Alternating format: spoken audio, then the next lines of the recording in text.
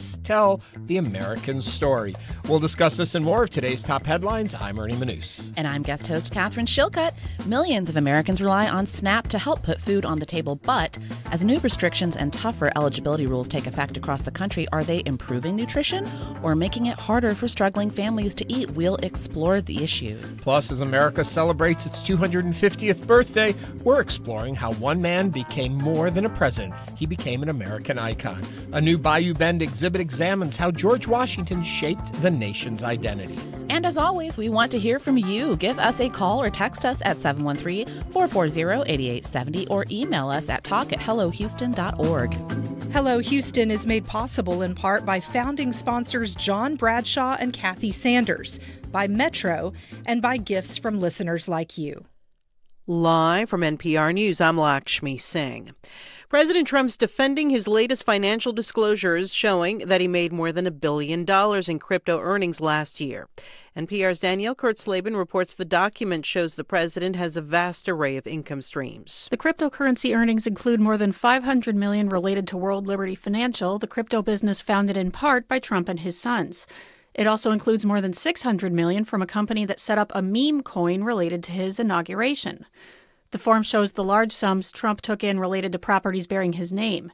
He took in more than $50 million from both his golf course in Scotland and his golf course near Washington, D.C., for example. Trump products also brought in money. He took in $4.7 million from Trump watches. The president's financial disclosure document totals 927 pages. In comparison, President Biden's 2020 disclosure form was 11 pages long. Danielle Kurtzleben, NPR News, the White House. Oman, which borders the Strait of Hormuz, says it is not in favor of ships paying tolls to pass through the waterway, but is open to maritime service fees being paid voluntarily. The shipping route was free and open to more than 100 vessels a day before the U.S. and Israel went to war with Iran in late February. NPR's Abbott reports. Oman, long a neutral mediator between the U.S. and Iran, says imposing tolls on ships that want to transit the Strait of Hormuz is internationally prohibited. That's in line with the positions of the U.S. and Gulf Arab states. But Omani Foreign Minister Badr al-Busaidi told France's public Arabic radio channel, Monte Carlo Dawliya, his country does not rule out the possibility of discussing voluntary maritime services with companies in order to enhance navigational safety and emergency preparation. He compared it to systems in place in the Straits of Malacca and Singapore. Iran says sovereignty over the Strait of Hormuz lies with Iran and Oman, and that the interim peace deal with the U.S. only waives service charges in the strait for 60 days. Aya Baltrawi, NPR News, Dubai. It is shaping up to be a brutal 4th of July for tens of millions of people across the United States. A heat wave is spreading from the Midwest to the East Coast. New York could see its hottest holiday in more than a decade. Reporter Steve Kastenbaum explains. With temperatures expected near or above 100 degrees over the next few days, Mayor Zohran Mamdani put the city's heat emergency plan into effect. If the forecast holds, this could be the hottest 4th of July since 2010. The dangerous heat comes at a busy time in New York with World Cup crowds here, dozens of tall ships parading in Sail 250 on Friday and Saturday, and the 4th of July fireworks show, which usually draws millions of people. It is of immense concern given that too often the heat is something that is underestimated. The city is opening dozens of cooling centers and setting up drinking water stations. The mayor urged New Yorkers to look out for folks who seem like they're struggling in the heat. For NPR News, I'm Steve Kastenbaum in New York. This is NPR News. Live from News 88.7 in Houston, I'm Matt Harab. Traffic is still backed up right now after an 18-wheeler crashed into another vehicle on the Katy Freeway early this morning. This happened on the eastbound lanes of I-10 at Highway 6 just after 5 this morning. 2 people died as a result of that crash. The 18-wheeler overturned. Traffic, again, still backed up as authorities conduct their investigation looking into what happened. Meanwhile, another person this morning was in a separate motor vehicle accident and died. This happened in Mission Bend off Highway 6 at West Park. This was the end result of a police chase involving a stolen vehicle. 2 suspects have been detained there. Information about the person who died has not been released just yet.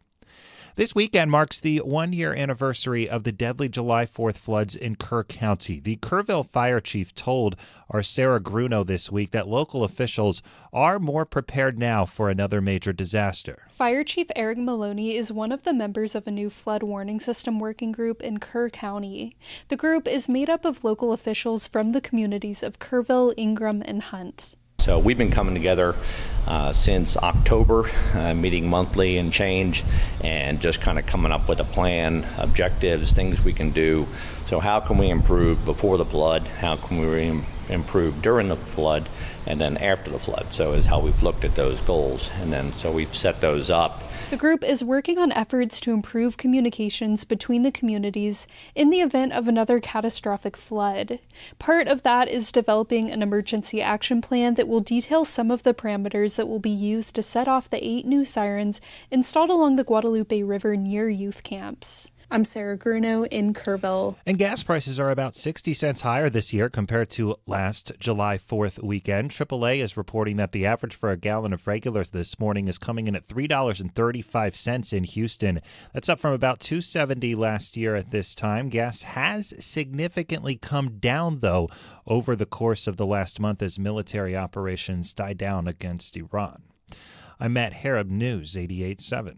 Support for NPR comes from NPR stations. Other contributors include Progressive Insurance. Building a career is possible at Progressive Insurance, now offering virtual and hybrid employment opportunities with pathways for advancement. Learn more at careers.progressive.com.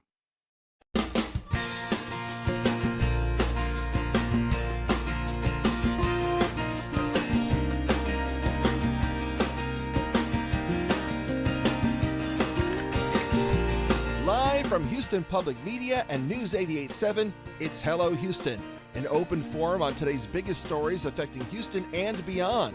Call now, 713-440-8870, or let us know your thoughts on today's topics by emailing us at talk@hellohouston.org. And now, Hello Houston. Hello. Ernie Manous with you on this Wednesday. We made it July 1st. It's the beginning of another month. I don't know where June went, but it is gone. Here to tell me more about it, you know her from her social medias, from her journalism, from her food expertise. It's Katherine Schilcutt is in the house today. Hi, Ernie. Hello there. Where did June go? Where did June? Well, one June is going to be in the studio with us today. I knew you'd make that segue. Thank you for setting me up. June Restaurant, they have received the prestigious James Beard Award for Best Chef Texas. Huge deal. It's the Oscars of food. And they're going to be here to talk about that and some other issues that have come up in acceptance speeches, which have caught attention nationwide. And they're going to be here with us to talk about that. But back to my question, June just flew by. I don't know what happened. It's 30 whole days. You think that it would feel longer than that. I don't know that I accomplished anything in June. When I look back over the month, I'm like, What about quality lounging? I lounged. I don't know if I quality lounged. See, that's the problem. Somebody was talking about that yesterday and saying to me, they were talking about, what is the most memorable comment anyone has said on Hello Houston that you remember over the last year? And I was like, I don't remember a single thing that happens before. I think I spent so much time looking forward. You know, when we're done with something, I move on. It immediately just goes into the black hole of memory. It's also probably why I don't hold grudges, really. That's a good thing. Because I forget why they wronged me. I feel like that's wonderful, actually. Do you think that's you're just good? living for the moment, for the future. Well, let's do a Would You Rather. I always forget those. And every Wednesday we put on our YouTube poll, Would You Rather questions for Would You Rather Wednesday. So today's question for everyone, and if you're not in YouTube, go to YouTube. Find us. We stream live there. You can see us. You can talk with our very active group of listeners and viewers who we call YouTubers. And the question is, would you rather earn double your salary for a year or take a paid year off at your current salary? Don't answer now. Think about it. You, though, out there watching, listening, you answer now. And at the top of the next hour, we'll give the answer of what people decided. Would you rather? What do you think is going to be the number one answer? I'm not going to tell you. Okay. I'm going to wait because I got a lot to say about that. Oh, okay. I can't wait. Not really a lot. I got a choice. And one of these I actually know. Some of them come up and I'm like, what? Not even. That was immediate? Yeah, immediate. Oh, I bet it. I think it's the same. Okay, well, we'll find out. Okay. We'll find out in a little bit. So there, it's a cliffhanger for you all today. Also coming up on today's show, we're going to talk, since we were talking food with June, we're going to talk about the other end of food. We're going to talk about SNAP benefits and what actually is going on currently, not just in our state, but nationwide. There has been questions about restricting. There's rules and regulations, and those may have been overturned. We're trying to figure out where we fall in all of that, but we also want to know, do they make sense? What are the statistics showing us and the science behind it? If you limit people from getting what classifies as junk food, does it help, hurt? We'll find out. We'll be talking about that a little later on in the show. But as always, we like to start the show off with the headlines of the day. So let's start off, Catherine, with a headline right here for us. And here they are. The Texas Supreme Court has temporarily blocked Harris County's immigrant legal aid program while a legal challenge brought by Attorney General Ken Paxton moves forward. The program provides more than $1 million in county funding to nonprofit groups that represent low-income immigrants facing deportation. In its order, the court said there is serious doubt about whether Harris County has the legal authority to operate the program, but stressed the ruling is only temporary while the case is considered. Paxton called the decision a victory for taxpayers, while Harris County leaders say they will continue defending the program in court. Ernie, thoughts? Well, first of all, we want to know your thoughts on this one. Give us a call, 713-440-8870, or you can also text us at that number. I guess my issue is, I guess I'm confused a little bit. So there are programs out there to help with legal support for people because we have a system built on a court system. And to be fairly represented in that court system, you often need legal advice and legal help. I guess the question comes down, should the government, a government agency, be using taxpayer funds to help people with legal aid? Yes, absolutely. I think they should be. I think that is one. If we didn't have a structure built on the legal system where our laws got complicated and so nuanced that we didn't need that kind of aid, then fine. But we didn't. We built a system that relies on laws, and many in our communities can't afford proper representation. And so these organizations are out there to help aid individuals. And I guess the question comes, and now they get support from a myriad of different folks and organizations, one of which is Harris County, which is the county. The county governments, the city governments are there to take care of us, to help us as individuals. Yes. Theoretically. Yes. So, yes. They also provide, I guess, public defenders and such. In criminal cases. In criminal. So now, you're not civil, guaranteed one in a civil case. Exactly. Well, I did not know that. Yeah, so that's the major difference. And, if we're going to play devil's advocate, you can say, Please sure, do. yes, like we're not guaranteeing people legal representation in civil cases, which immigration cases are. However, I think Harris County has an incentive to do that because it makes the proceedings much more efficient.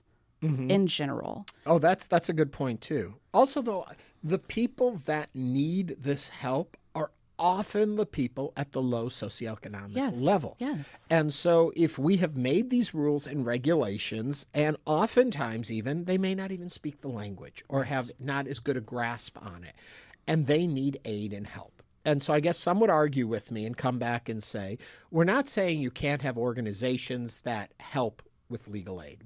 We're not saying you can't have aid coming from different nonprofits and support and be there to help them. We're saying the government shouldn't be aiding it. Taxpayer money shouldn't be going into it. That's probably the final, the situation that we should be looking at. But what do you think? 713-440-8870. Zaza is on the line from Sugarland. Zaza, what are you thinking? Hi, Annie. How are you all doing? Pretty good. Okay, great. The thing with this is I don't think it's about legal aid. It's not really about the legal aid itself. It's about the political issues around it. This is a very political and very touchy issue.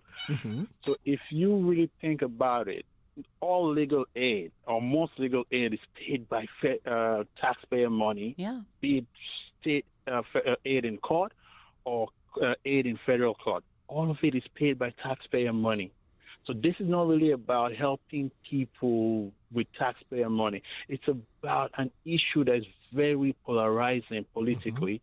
So that is what this is about, nothing more. That's my comment. Thank you, Zaza. I think my comment on what Zaza just said is the fact that, and that is why we need this help and aid. Yeah. Because it gets very politically charged, but we have laws, and we're looking at these laws, and they are trying to litigate what should happen. But you're putting the people in the situation who need that litigation to decide if they're here or not here or what their immigration status should be. And you are tying one hand behind their back to play in the system. Yeah. So then it's not fair. If you are a country that supports your laws and believes in your laws and wants to regulate through your laws, you should help people be able to play in the system you have set up. Help them navigate it. Right. Absolutely. And otherwise, you don't believe in the system. I agree with Zaza, too, that it's political in the sense as well that it's part of a larger or a broader pattern that we're seeing of state government coming into local governments and saying, no, we think that you should run things this way, which is so ironic considering that for the longest time, Texas state government has said to the federal government, no, leave us alone. We get to determine how we do things here in Texas. But now at the same time, they're going to counties and cities and saying, no. Yeah. We control that too. 713-440-8870. What do you think? D is on the line from Southwest Houston. D, what's on your mind? Hey, good morning, guys. Hey, I just wanted to point out that Ken Paxton did not mind public funds going to pay his $6.6 million penalty for his whistleblower case.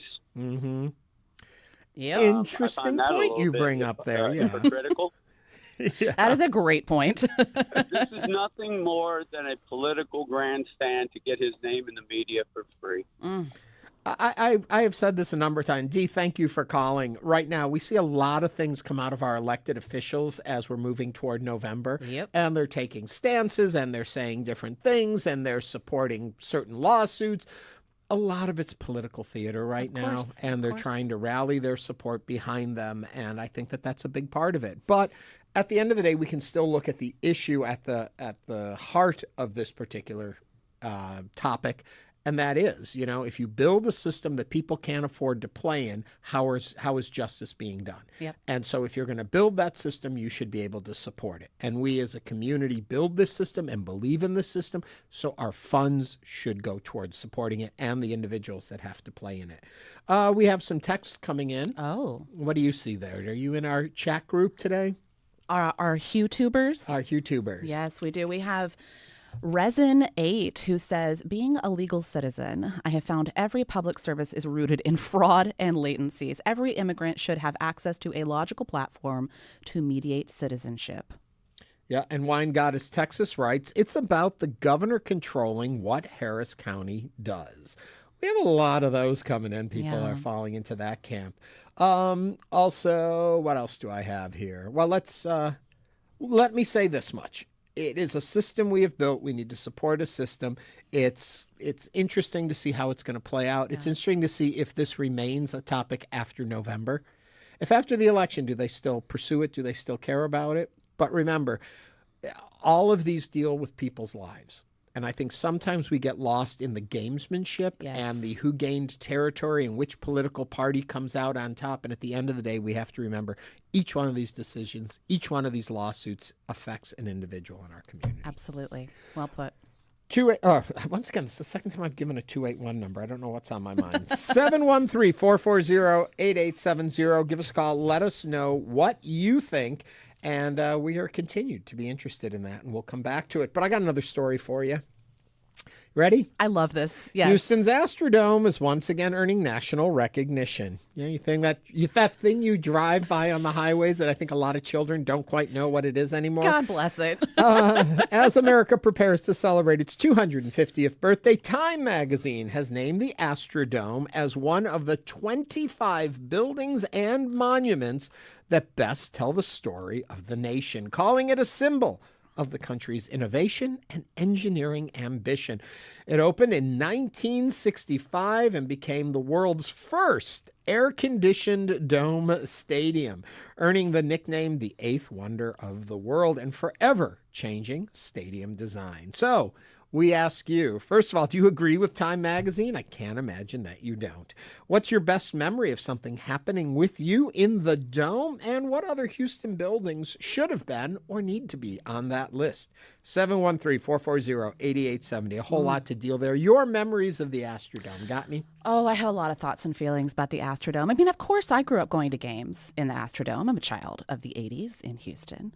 It breaks my heart to see what's happened to it. Yeah. Especially because there have been so many wonderful ideas over the years about how it could be repurposed. Mm-hmm. But it's also, I mean, to Time Magazine's point, for better or worse, it is very reflective of Houston and America, in that we get very hype about something for a hot second. And then we just kind of let it fall into disrepair. Can I just tell you my favorite piece of literature ever written about the Astrodome? Yes. Larry McMurtry in 1965 for the Texas Observer, and you can still find this online. He wrote an article called Love, Death, and the Astrodome. And it is one of his finest pieces of writing. And he predicted that it would fall into disrepair in 1965. Wow. How prescient. How prescient he was. Yes, that's fascinating. I'll tell you my memory, and then we're going to go back to the legal aid story. But my memory on Astrodome was when I first moved here, the rodeo was still going on in the Astrodome. Yeah. And we had press passes because we would come in, and as press, we were to see it. And we did a lot with the dome. And we would go and we would sit in the press box, which was just on like the second level, if I remember, much closer to the dirt than in the new building. And they had hot dogs and they had popcorn every night. So my brother and I, we would take my press pass. It got you in with one guest. And every night for the entire rodeo, we would go to the rodeo. And we had our hot dogs for dinner and our popcorn for dinner. And we watched the rodeo. And I learned so much about Houston and Texas culture and the world I had just moved to, because I lived my whole life up in the East Coast. And all of a sudden, I'm here in Houston, Texas. And this was 30 years ago.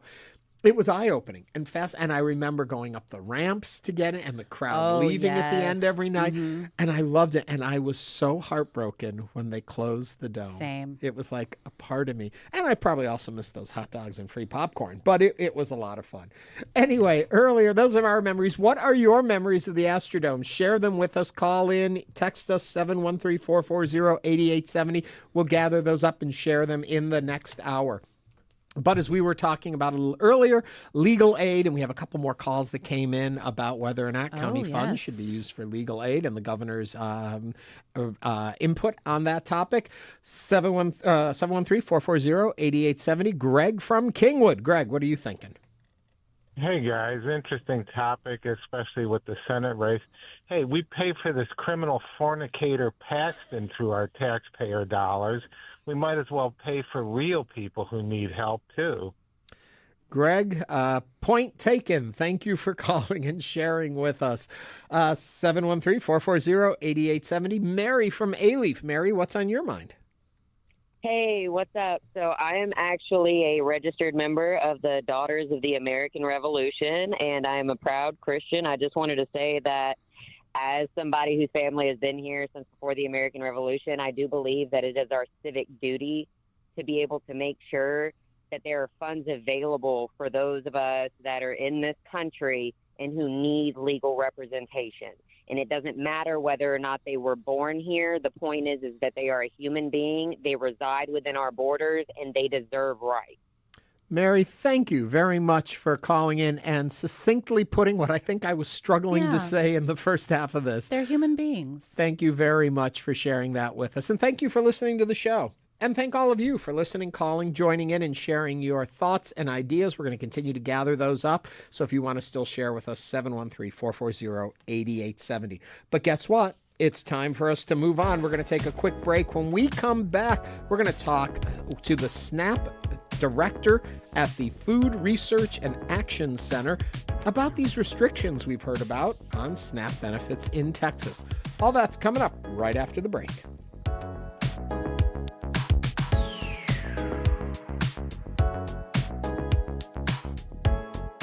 Meet Tio Choco. We just took his keys for the day and gave him a Ride Metro fare card. This is his story.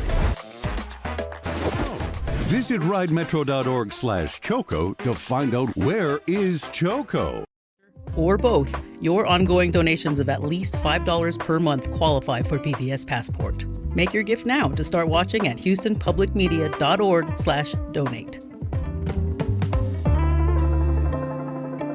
I'm Scott Tong. And I'm Indira Lakshmanan. The Supreme Court ends its session with major decisions. One affirmed that people born in the U.S., including to undocumented migrants, are American citizens. Another ruling allows states to ban transgender athletes from women's high school and college sports teams. Reporting and analysis next time Here and Now. You can listen to Here and Now coming up later at 1 p.m. This week on This American Life, we stand on four corners in four different spots in this country to get a picture of life here today. A corner in Chicago where you can see the history of the last 200 years. A corner in Portland, Maine with a cemetery, a dog run, and a small mystery. A corner in Louisville where one couple had their first kiss. And one more corner, maybe near you, this week on This American Life from Public Radio International. It's on tonight at 10 o'clock. PBS Drama on HPM+. The dramas you can't stop watching. Now in one place. Stream on demand. Catch up on past seasons with Passport. Search HPM Plus on your smart and connected TVs. HPM+. On the podcast After the Flood from the Texas Newsroom and PBS's Frontline, we meet people who survived last year's floods in the Hill Country and those who lost loved ones. And we try to answer the questions they still have. After the Flood, out now. And now back to Hello Houston. To comment on today's topics, call or text 713-440-8870 or email us at talk@hellohouston.org. And now Ernie Manous and guest host Katherine Schilcutt. SNAP food restrictions have been in effect since April here in Texas, and now a number of other states are seeing similar changes take effect, bringing new limits on what some SNAP recipients can buy with their benefits. At the same time, food banks say they are seeing increased demand as changes to SNAP eligibility and work requirements leave some families without assistance. A new analysis from the Food Research and Action Center examines how these policies are being implemented and the challenges they could create for SNAP recipients. Joining us to discuss the report is Gina Plata-Nino, SNAP Director at the Food Research and Action Center. Gina, welcome to the show. Thank you for having me. Gina, I guess a place to start with all of this is where are we today? Because we had that lawsuit that then said you can't restrict, but we have a law here in Texas that does. Do you know where we are in Texas today with these programs? It's important to clarify that the lawsuit stated that the process that the U.S. Department of Agriculture followed was unlawful and that they didn't have, and that these pilots should not go forward. But it was filed with 5 plaintiffs, right? So it only applies to the 5 plaintiff states, which is Nebraska, West Virginia, Tennessee, Colorado, and Iowa. However, the law and the way that USDA approved these pilots, Texas also utilized that. So we have to see if other plaintiffs may also raise those issues.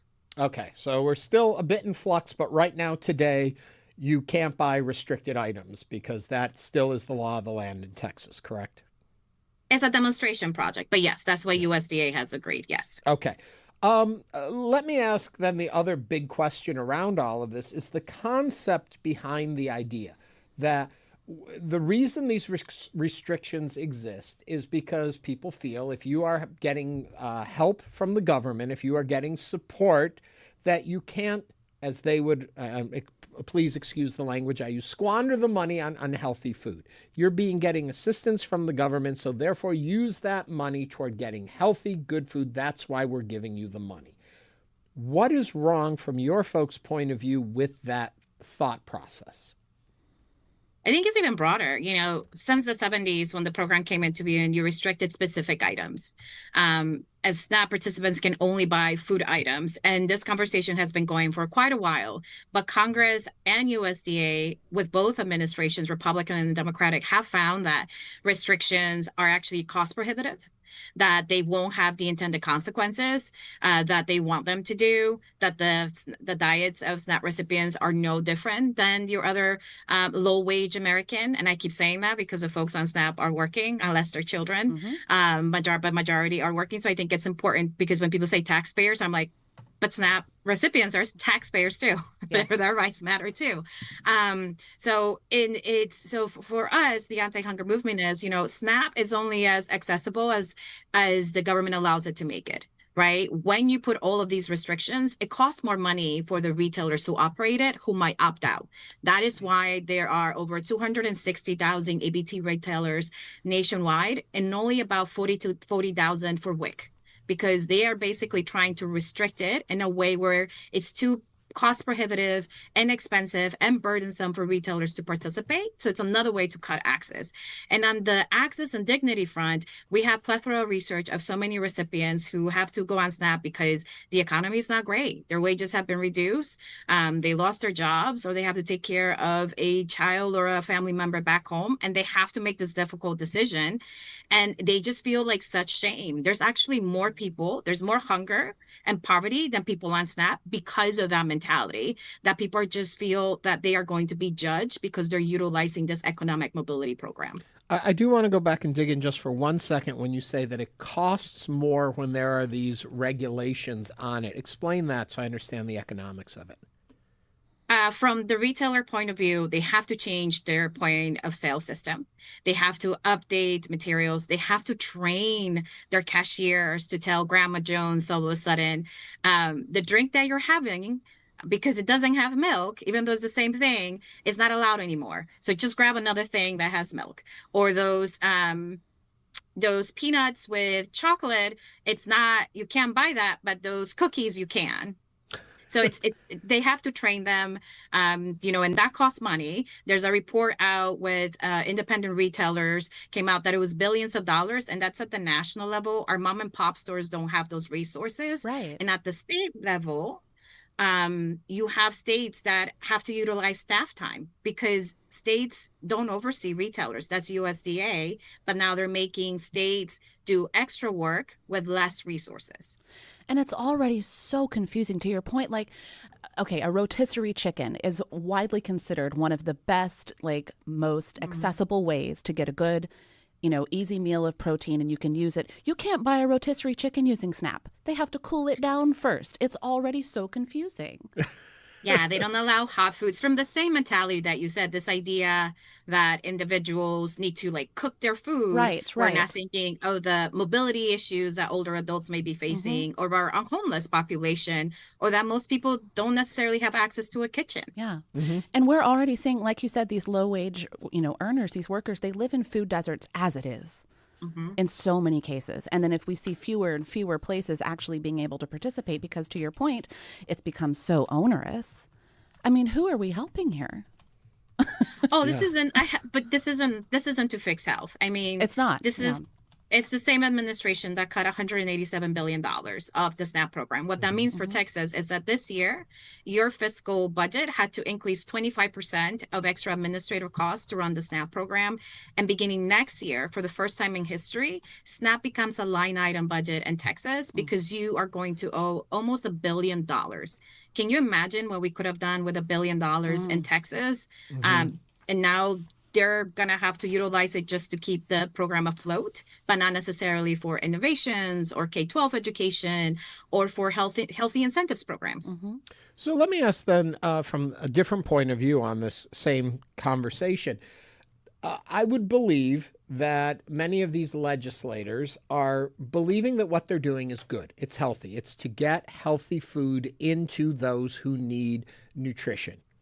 Is there a way from where you sit that programs like this could be effective, that could be more cost effective in getting low-income and families in need healthier foods that the government can support them getting without what they believe is money being squandered on candy and things like that?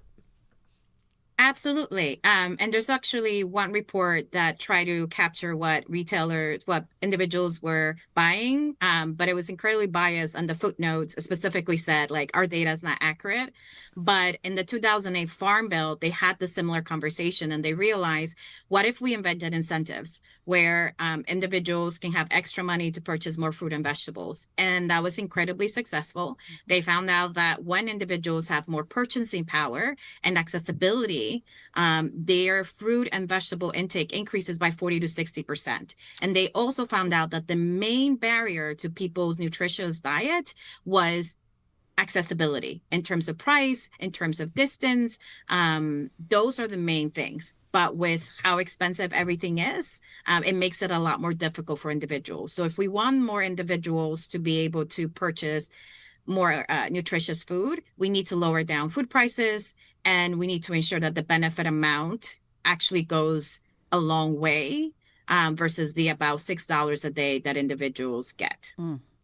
We are speaking with Gina Plata-Nino, SNAP Director at the Food Research and Action Center. If you would like to join the conversation, please call us or text us at 713-440-8870.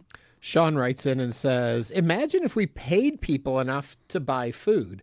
And what I like about that comment is it talks about the whole system in general that we're dealing with. It's not just benefits for individuals. It's pay for work. It's the amount people can work, a 40-hour work week above the poverty level, as the government says it, and still not be able to afford food. So is it kind of counterproductive for us to focus on this one piece of putting a Band-Aid on a much bigger problem? And should we put our emphasis on maybe understanding better how we pay our workers? Absolutely. If you look at the wages of the people who are on SNAP, they are working, and they are hired by some of the largest national companies in our country who had huge tax breaks, yet they're not paying people enough, and they're not letting them work full time. And wages, at least for for the rest of America, not, top CEOs, their wages have increased up to 140%. The rest of our wages have become stagnant. And with the cost of living rising, $15, $20, $25 an hour doesn't go as far as it used to in the 50s and the 60s, because wages have not kept up with the rest of CEO wages. Resonate writes in and says, can we ask why the reapplication process is so latent? The gap between renewal essentially blocks 6 months of a year of benefits. It's the way that the regulations, and it really depends. Actually, there are some people who have to check in every month if they are within the same age group, but they have to do it, at 6 months and then at the year mark to verify that all the information is correct. And that's because SNAP has one of the highest quality control programs in the federal government. Mm-hmm. We're seeing food banks, of course, across the nation report that demand is rising there. How much of that would you say is attributable to SNAP policy versus, like we were talking about, higher grocery prices or just larger economic pressures? It's everything. It's everything. Liberation Day. It's increased tariffs. Is the New York Fed about a month ago came up with data that show that people are experiencing more hunger now than they were during the pandemic. And that's because at least during the pandemic, both administrations infuse money into the economy, and we actually were able to eradicate poverty in some places because there was federal investment. But now people don't have any of those resources, so it's become more prohibitive. So it's these cuts, because remember, it wasn't just SNAP, it was also healthcare, among other things, have created a very difficult time for states and municipalities to be able to respond, and the current cost of living is not helping. I want to go back to the talk about restricting certain foods to improve health outcomes. And you talk about if they have better buying power, that they will make the wise choices. Is there an education problem here? Is there people not understanding what is health and not health? And could SNAP benefits also be used in building better education out there for the audience? The former dietary guidelines used to say that in order for people to have access to a healthy diet, they need to be able to purchase affordable food where they live, where they gather, and where they work. That's number one. People have to travel long distances to be able to purchase the food that they need. They may be in rural areas where the food is grown, but they don't have the ability to purchase it there. Number two, HR 1, the one big beautiful bill, cut away SNAP education. The one way where, children, older adults, parents were taught about the importance of SNAP and a healthy diet, that was defunded, causing thousands of people to lose jobs, but also the ability for states to be able to focus on the positive impacts of a nutritious diet. And I don't know, I just feels oddly patronizing to me to tell people what they can and can't buy with their SNAP benefits as long as they're eating, as long as a hungry person is eating. I don't care what they're eating, you know? And I just feel like it's so unnecessary to make these kinds of restrictions. It's so un-American, right? Yeah. Like we're saying that low-wage Americans who are taxpayers, because they've fallen on a hard time, because remember, people are in SNAP is a transitional power, like program. People are not there for the life of the program. We know the health benefits. It's just a matter of treating people as others and just trying to cut down this economic mobility program that allows individuals not to have to choose between shelter, medicine, childcare, Hygiene because during that products. hard time, All of it, they can yeah. purchase this.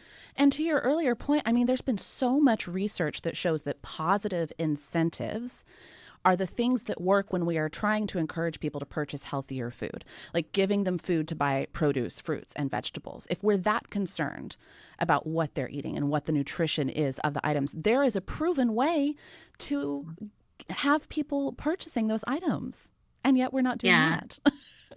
No, and the thing is that people forget that both, USDAs under both Republican and Democratic administration have said it. The first Trump administration denied SNAP restrictions, and because they said it's burdensome for the states, it's not going to work, and it's not going to improve people's diet. Let me ask you this. Is there common ground between public health advocates and anti-hunger advocates that often gets overlooked? Is there a place where the groups can meet better? Absolutely. We know that the worst health outcome is hunger.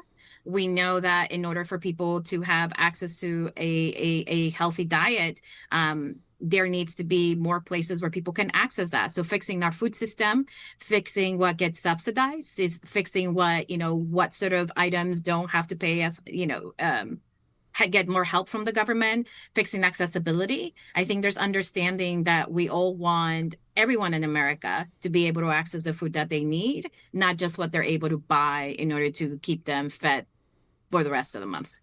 I've asked this question before, and it applies in so many different areas, so now it's your turn to get asked it.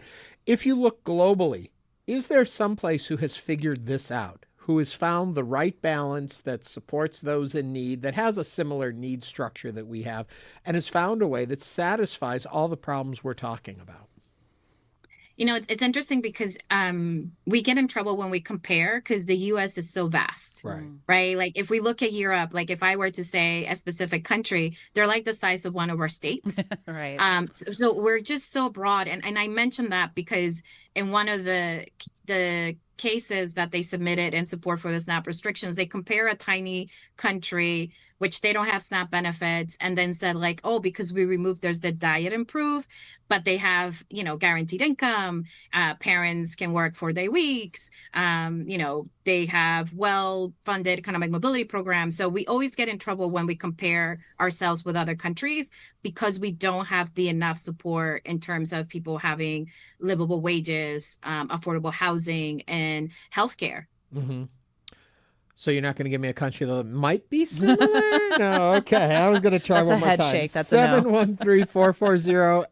Sissy is on the line from North Houston. Sissy, what are you thinking? I'm thinking that our government is starving our people.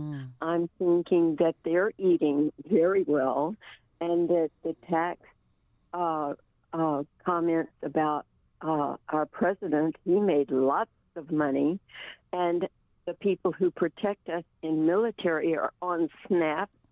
That's a travesty. It's an absolute travesty. And starving people need help. And we all are losing our understanding about helping one another. And it starts at management up there in executive and legislative branches. They know better, but they're so happy the way they are. And it's so sad.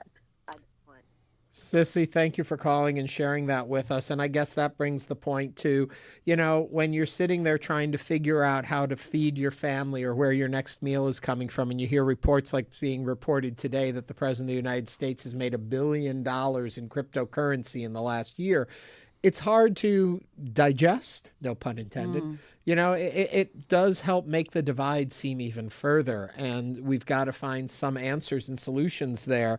I guess, Gina, I'm wondering, a year from now, where do you think we'll be on all of this? Highly concerned of where we are in terms of hunger in America. We lost almost 5 million people have gotten cut off SNAP since the administration took over, specifically as a result of HR 1, which includes children and older adults, as most states continue implemented, and some states may consider not continuing with the program because they don't have the state budget. I think we're going to continue seeing a hunger crisis in America, a man-made hunger crisis in America if Congress doesn't act and help with the situation. A lot to think about. Gina Plata-Nino is the SNAP director at the Food Research and Action Center. Gina, thank you so much for joining us today on Hello Houston. And coming up, a peek into the era of George Washington. Stay with us as Hello Houston continues.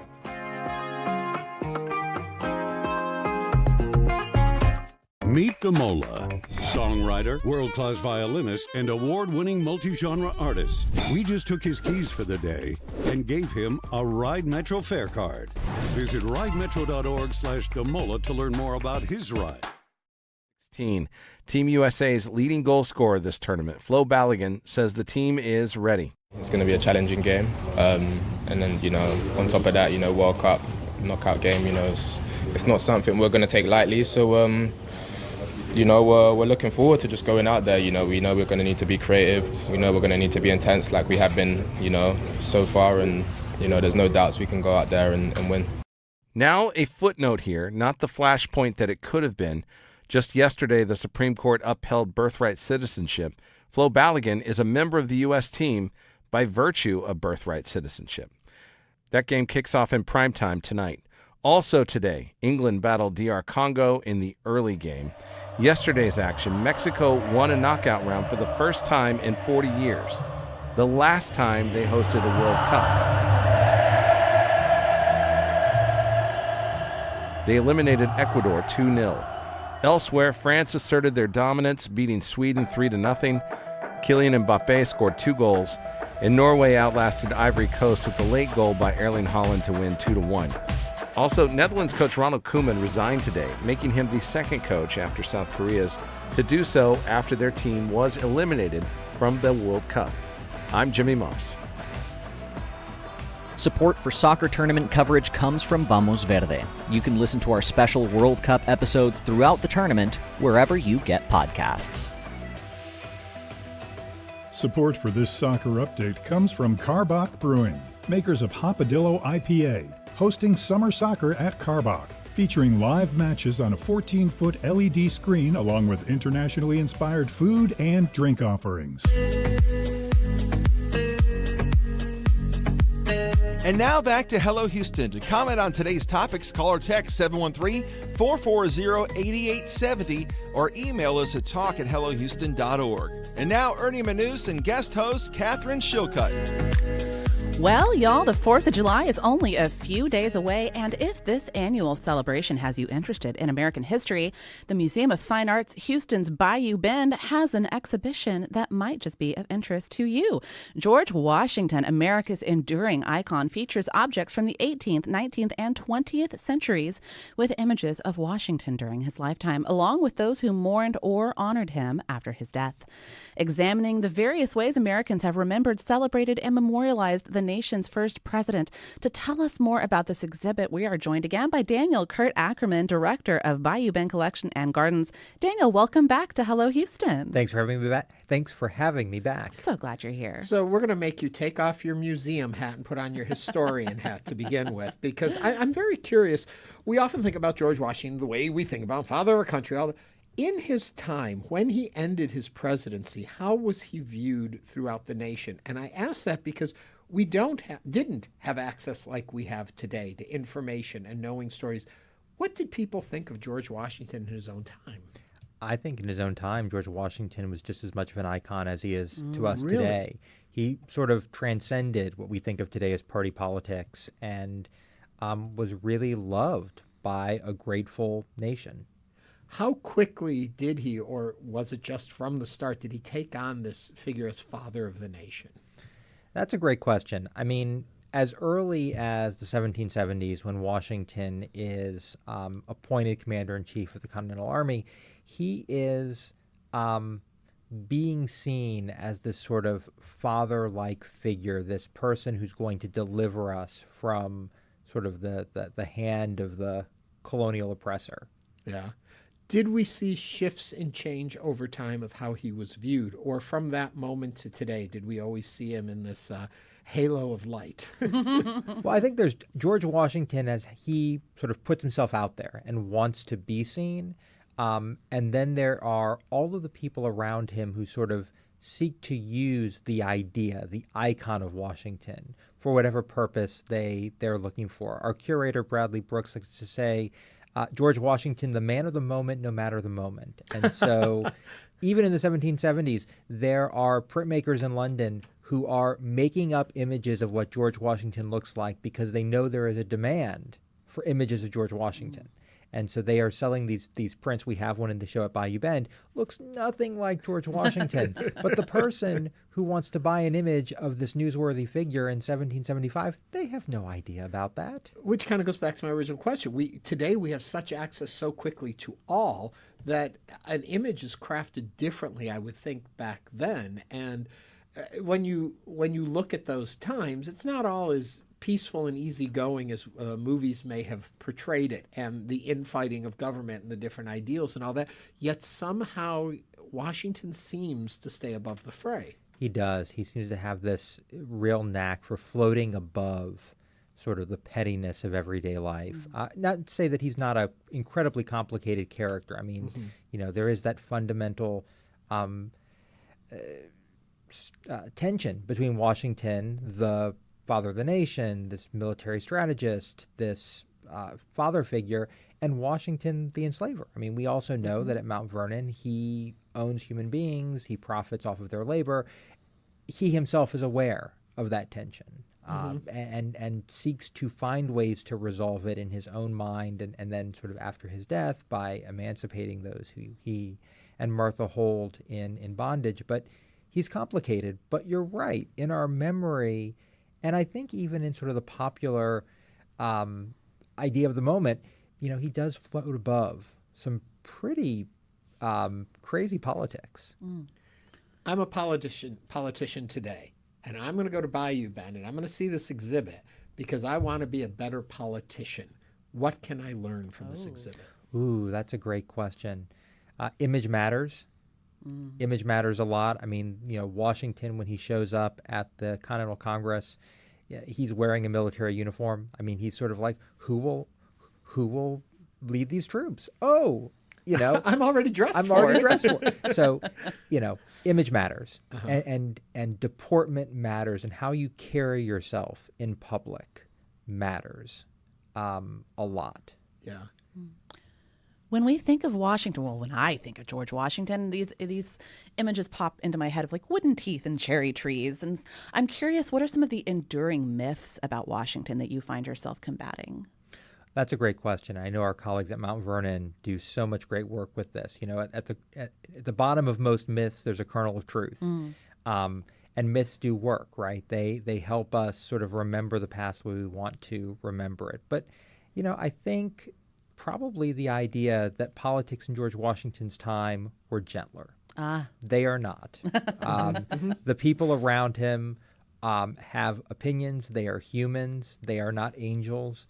And there's a lot going on. And yet, he manages to, at least in our memory, really rise above that and put the nation ahead of his own personal ambitions. If I'm going to an exhibit on George Washington, I'm expecting, without any education behind it, to see a cherry tree or an axe that chopped it down, a pair of wooden teeth. What do I see at your exhibit? Well, you see things from Washington's own lifetime all the way through the 20th century that use the image of Washington for a purpose, whether it is to make money and sell a product or to advance a political idea.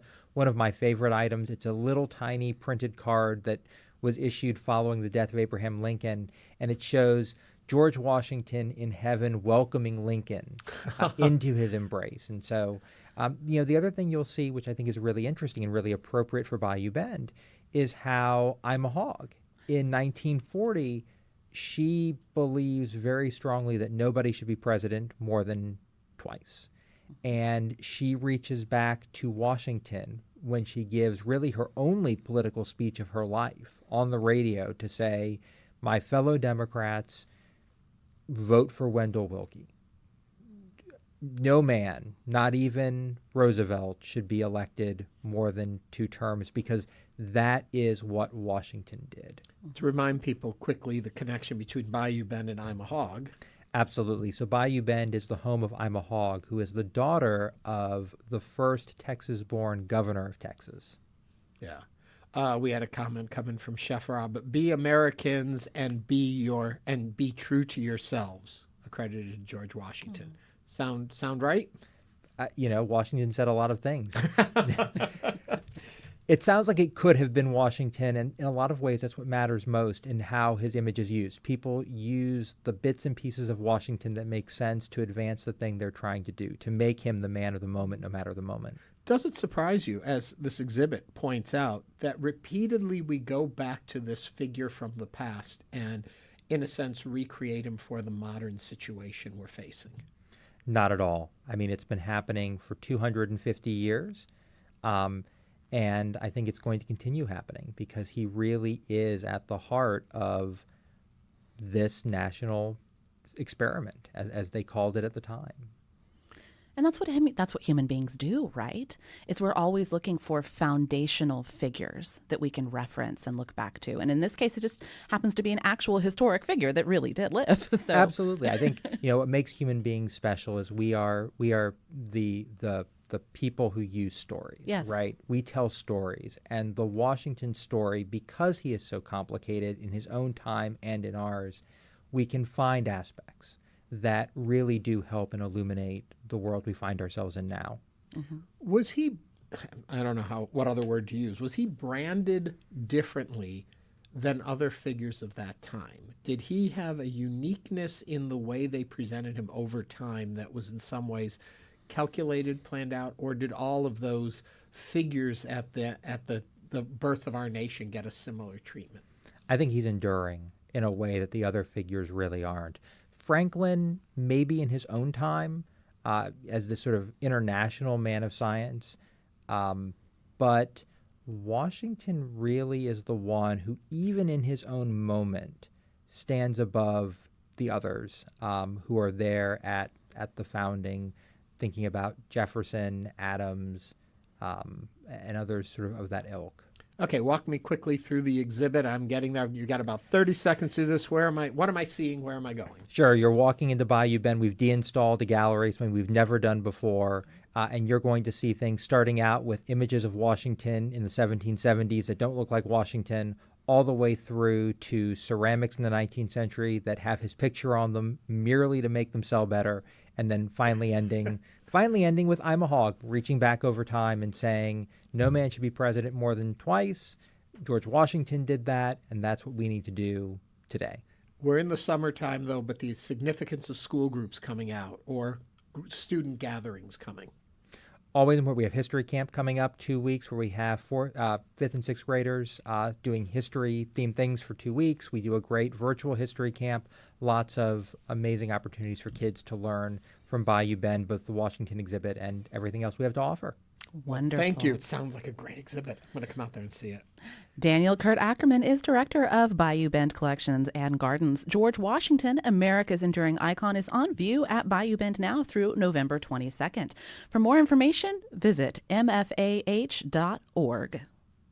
Coming up, we'll discuss today's top headlines, and we will also talk to James Beard Award-winning chefs Evelyn Garcia and Henry Liu. Stay with us for the second hour of Hello Houston. Thank you.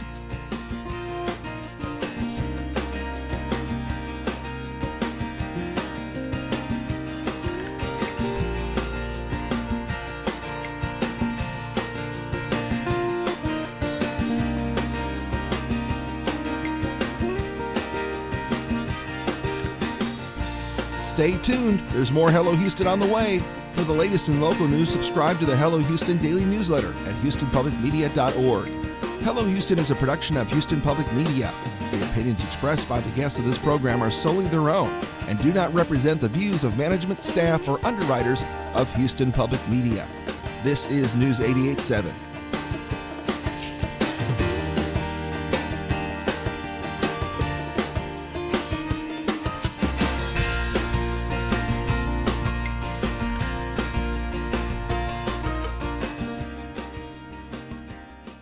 Houston Public Media is licensed to the University of Houston System, governed by the UH Board of Regents.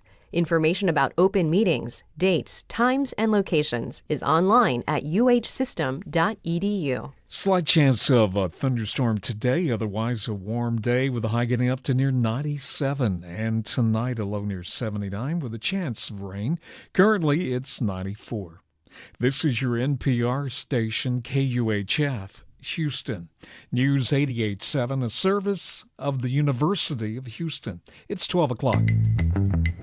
Just ahead on this hour of Hello Houston, Texas Governor Greg Abbott criticized the U.S. Supreme Court's decision to preserve birthright citizenship on Tuesday, calling it a missed opportunity. We'll discuss this and more as we continue diving into the top headlines of the day. I'm Ernie Manous. And I'm guest host Katherine Schilcutt. They've gone from ambitious newcomers to the top of Texas's culinary world in just 3 years. Now the chefs behind Houston's June have earned one of the restaurant industry's highest honors, the James Beard Award for Best Chef Texas, and they're here to talk with us. Plus, he's traveled the world chasing the perfect cup of coffee. But he says one of the best coffee cities anywhere is right here in Houston. Coffee Mike joins us to tell us more. And we want to hear from you. Give us a call or text us at 713-440-8870 or email us at talk@hellohouston.org. Hello Houston is made possible in part by founding sponsors John Bradshaw and Kathy Sanders, by Metro, and by gifts from listeners like you. Live from NPR News in Washington, I'm Lakshmi Singh. There's a new poll from NPR, PBS News, Marist. It asked Americans about their views on the country as the nation approaches its 250th anniversary. NPR's Sage Miller says there are some concerns. 82% of Americans believe that a serious threat to democracy exists. That's a 4-point jump from when this question was asked in February. Because of the direction America is headed, more than 1 in 10 Americans think violence is the answer to get the nation back on track. Still, the number of Americans looking to violence has actually decreased from when NPR asked this question in October. That's NPR's Sage Miller reporting. Heading into the holiday weekend, tens of millions of people are under extreme heat advisories in the central and eastern U.S. The alerts are expected to spread. NPR's Rebecca Hersher reports fans who are attending World Cup soccer matches in several cities will really feel it. The July 4th match in Philadelphia is shaping up to be the hottest of all, with temperatures around 100 degrees that day and high humidity that will make it feel even hotter. Matches in New Jersey, Kansas City, and Miami will all be affected by high temperatures as well. FIFA, the governing body for international soccer, did not respond to questions from NPR about whether cooling protections, such as misters and free water for fans and workers, will be available at matches this week. Heat waves are peaking at higher temperatures than in the past, and the average number of heat waves the U.S. experiences today has doubled since the 1980s because of climate change. Rebecca Hersher, NPR News. Today marks 1 week since 2 major earthquakes struck Venezuela. NPR's Ada Peralta reports that last night the streets in one of the most hard-hit regions were lined with bodies. Ivanosia Ortega was looking for her best friend in front of their collapsed building. She had received a phone call 2 days ago, but all she heard was static. She still had hope that her friend, his wife, and their little girl would be found alive. But the rescuers emerge with a video of 2 corpses. The adult is hugging the little girl. These were praying people, she cried. They prayed at dinner. They prayed when they left home. Another woman comforts her. They are with Christ now, she says. Ada Peralta, NPR News, La Guaira, Venezuela. Iranian state television reports a ship ran aground in the Strait of Hormuz using a route that Iran did not approve. Local media did not identify the nationality other than it was a foreign container ship. The report comes as the United States and Iran hold indirect talks in Qatar. From Washington, this is NPR News. Live from News 88.7 in Houston, I'm Gail DeLauder. 2 big crashes on local freeways this morning remain under investigation. A total of 3 people were killed. A police chase involving a stolen vehicle ended off Highway 6 in West Park. 1 person was killed and 2 others were detained. 2 other people were killed in a separate crash on the Katy Freeway near Highway 6 when an 18-wheeler collided with another vehicle and overturned. This weekend marks the 1-year anniversary of the deadly July 4th floods in Kerr County. The Kerrville police chief, the Kerrville fire chief, told News 88.7 Sarah Gruno local officials are better prepared for another major disaster. Fire Chief Eric Maloney is one of the members of a new flood warning system working group in Kerr County. The group is made up of local officials from the communities of Kerrville, Ingram, and Hunt. So we've been coming together since October, meeting monthly and change, and just kind of coming up with a plan, objectives, things we can do. So how can we improve before the flood? How can we improve during the flood? And then after the flood. So is how we've looked at those goals. And then so we've set those up. The group is working on efforts to improve communications between the communities in the event of another catastrophic flood. Part of that is developing an emergency action plan that will detail some of the parameters that will be used to set off the 8 new sirens installed along the Guadalupe River near youth camps. I'm Sarah Gruno in Kerrville. Governor Abbott's opposition to data centers continues to grow. He told a gathering in East Texas there needs to be a ban on data centers in rural communities. Abbott just last year encouraged those companies to move to Texas. Texas will be the centerpiece for AI data centers for Google in the entire world. Polling shows most Texans, including Republicans, are opposed to data centers. Today's high expected close to 97 degrees. I'm Gail DeLauder, News 88.7. Support for NPR comes from NPR stations. Other contributors include Bank of America, sponsor of the FIFA World Cup 2026, dedicated to offering solutions to help businesses win locally and globally. More at bankofamerica.com/gamechangers.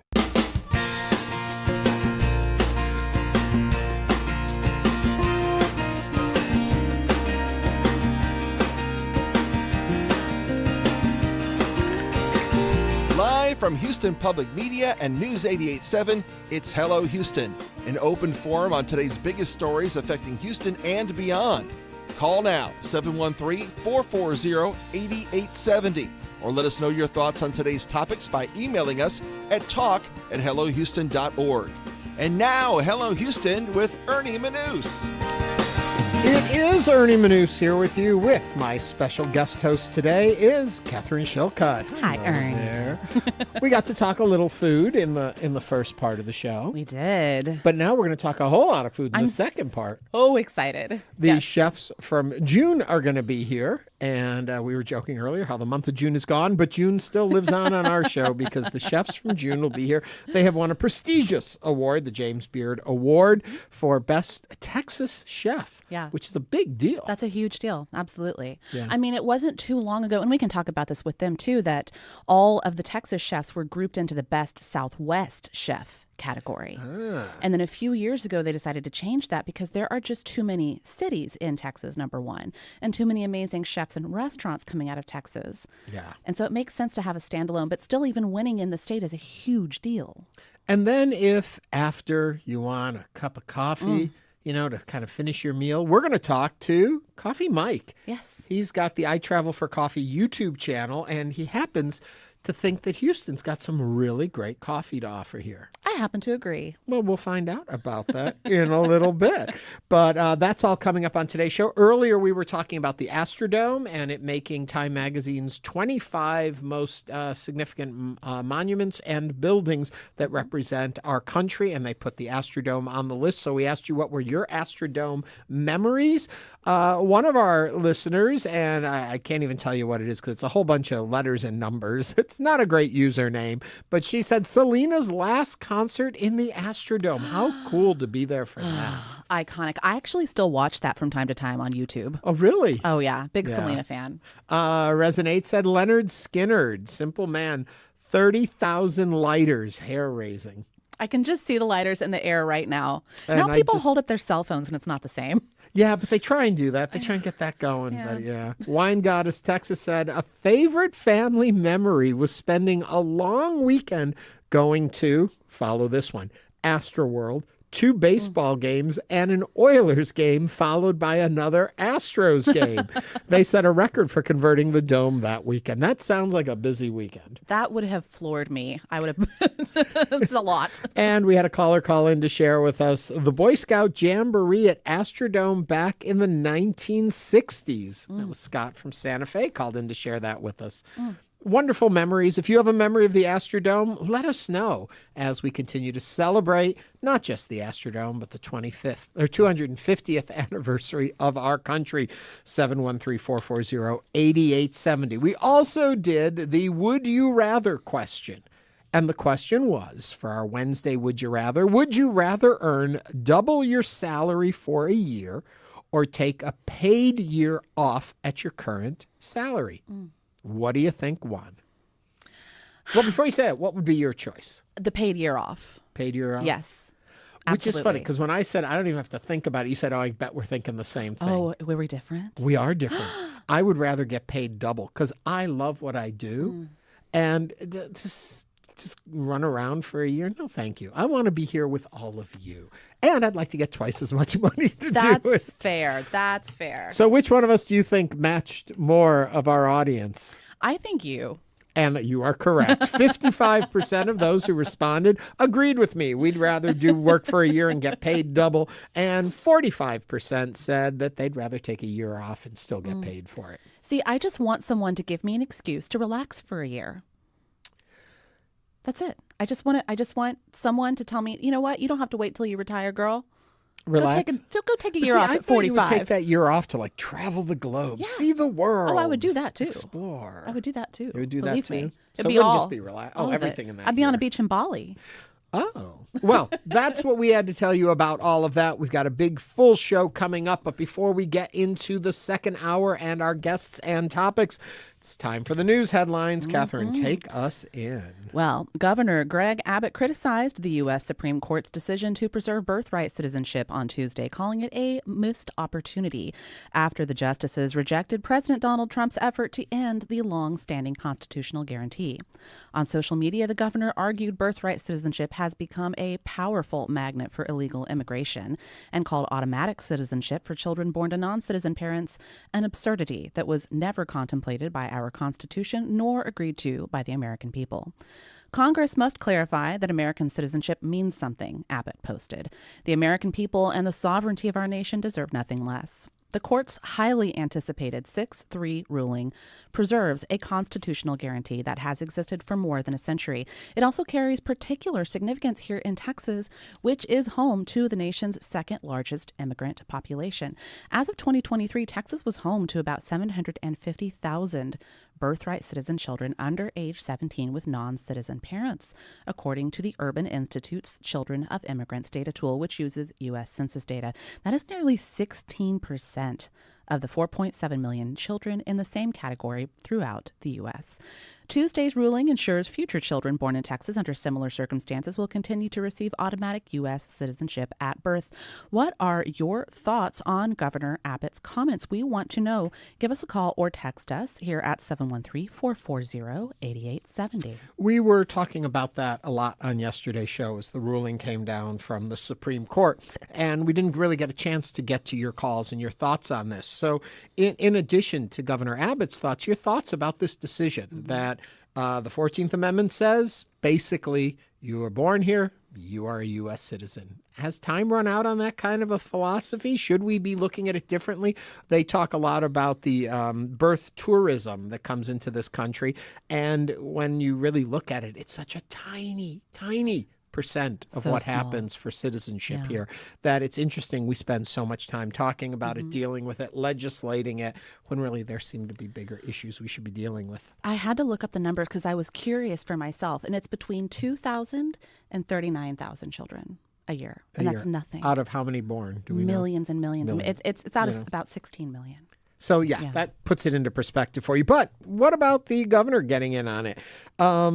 It fascinates me. I can't help. We talk about this all the time. We are coming in toward election season, and it seems like it's just one more thing to rally your troops behind you. But do you have a strong feeling? 713-440-8870. Do you think it is still the credo of America? If you're born here, you are an American citizen, and actually United States of America citizen, because we know America is a continent, not a country. But I always have to remind people of that one.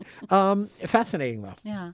One of the things I think is interesting is that I see a lot of people arguing that the 14th Amendment says it's all persons born or naturalized in the United States and subject to the jurisdiction thereof. And it's that last clause there that people fight and argue about, which I find so fascinating. But I feel like it's pretty clear, regardless of that first clause, that they're talking about people born on this in this country. And I understand that understandings of it change over time. We migrate in a much different way than we did when, what was that, 150, 170 years ago? 125? Yeah. Do my math. Yeah. 175. Was it? Okay. Wouldn't it be? When was that ratified? 1875? Right at 1868, right after the Civil War. 1868. Okay, so 68, 100, yeah, about 150 years. I guess you were right. I was an English major. And I was a math major-ish. But anyway, 713-440-8870. Please don't call in to correct our math. Call in with your ideas on citizenship. Mikey from Southwest Houston is on the line. Mikey, save us here. What are you thinking? I think Abbott should be ashamed of himself. He's making that statement. Mm-hmm. His wife is of Mexican descent.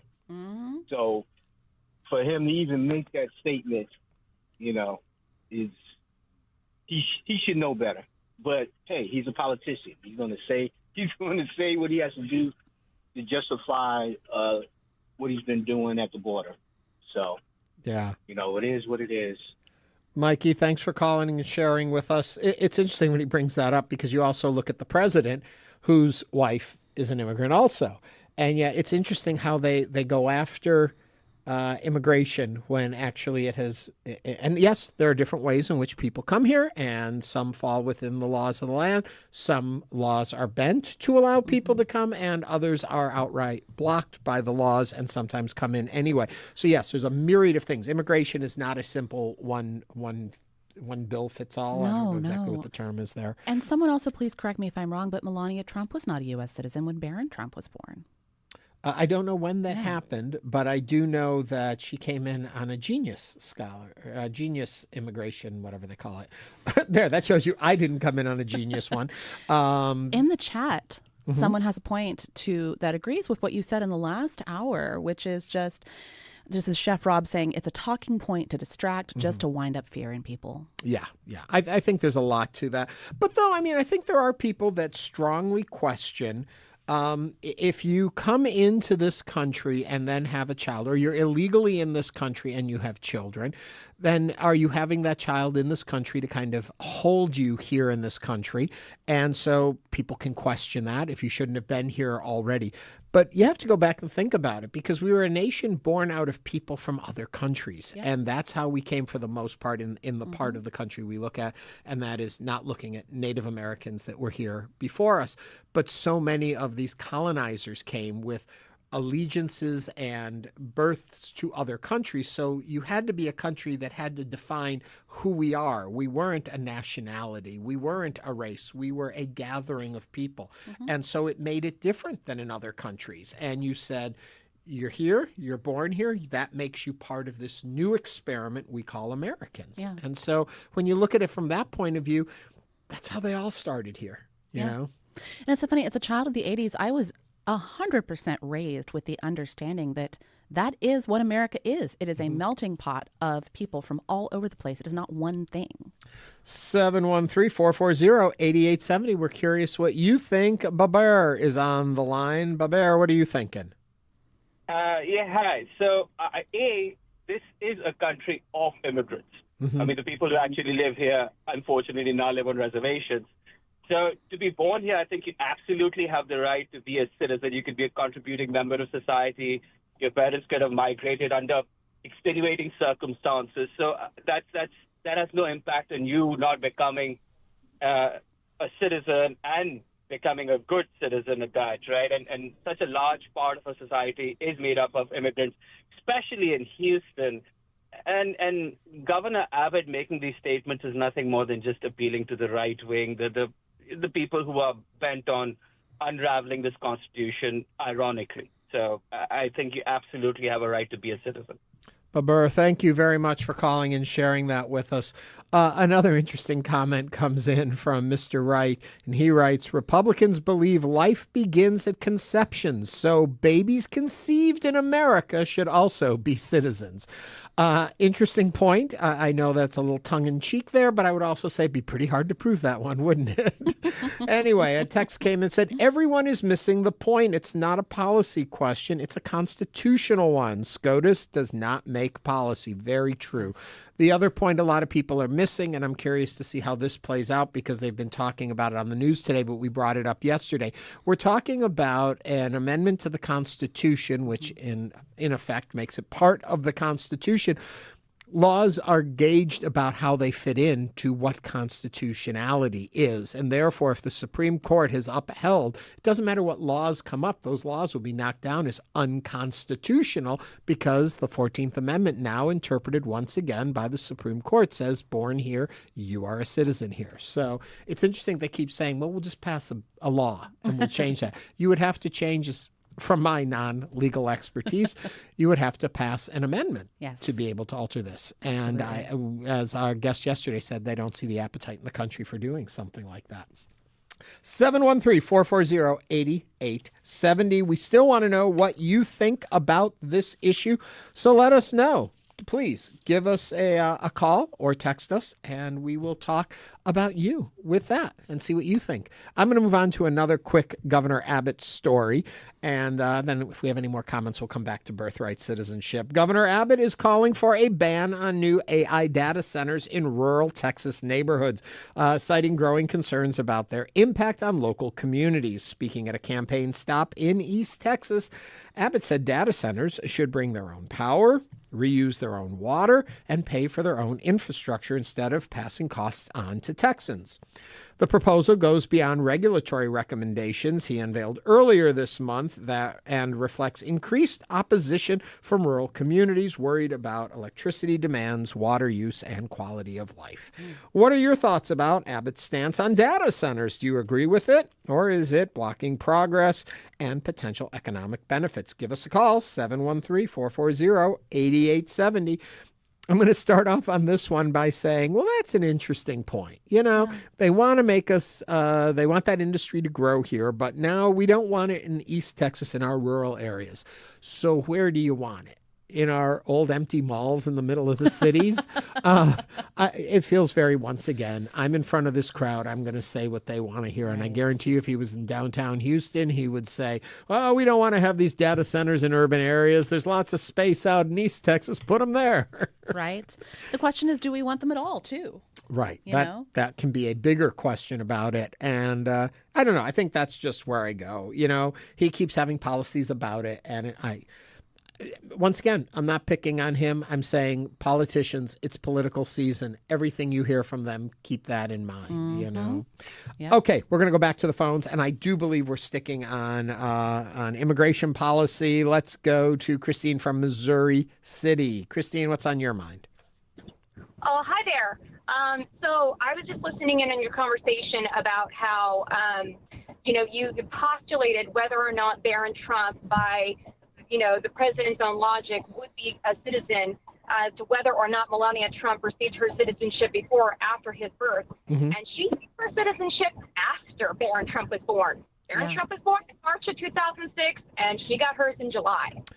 The one difference, though, in this situation is, though, if one of the parents is a citizen of the United States, then the child is also a citizen, is also believed to be an accurate way to look at it. I believe if she had had the child overseas, even with Donald Trump being the father, therefore he would be, he would have U.S. citizenship. So at least that's once again, I'm not a lawyer. I just play one on the radio. Although there are plenty of other examples that we could look to. Marco Rubio, for instance. Right. And the idea behind what Christine is saying, too, is not a wrong way to look at this, that it seems as though these are issues that are faced by families and by these sweeping ideas that, okay, Melania wasn't a citizen of the United States, but she basically functioned here with all those benefits of that before. But anyway, thank you, Christine, for calling and sharing that. Mani is on the line from Meyerland. Mani, what do you have on your mind? Hey, guys. Great show as usual. My comment was that if anybody's born in U.S. should be a U.S. citizen. Right. But the only difference that I have with other callers is that I think that should not change the status of the immigration for the parents. Let's say if the parents are here, on a tourist visa or have entered the U.S. illegally. And the reason why I'm saying that is that when people get into the line, when they cut in front of those who have been legally trying to come in, sometimes for years, and have done all the paperwork, have paid all the dues, and done everything as the law explains or as the law mandates.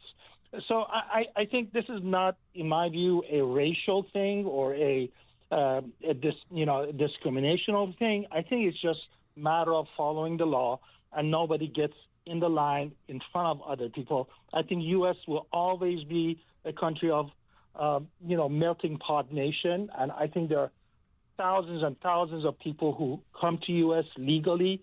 And I think we need to keep that order for the sake of others who are trying to come to this country legally intact. So that's my idea. Mani, thank you for that. And interesting thoughts. And we always encourage everyone to share their thoughts, their opinions with us when we talk about these topics. Give us a call, 713-440-8870. I'm going to wrap this by Noah Espinoza writes in our chat group, he can't ban, going back to the data centers, he can't ban those centers. They were born, quote, built here. This is unconstitutional. So there you go. Merging our two topics together with a bit of tongue-in-cheekness. Tying it up. We're going to take a quick break. When we come back, it's that time you've been waiting for. Let's find out and welcome and celebrate with the new James Beard Award-winning chefs from June, right here on Hello Houston. Don't go anywhere.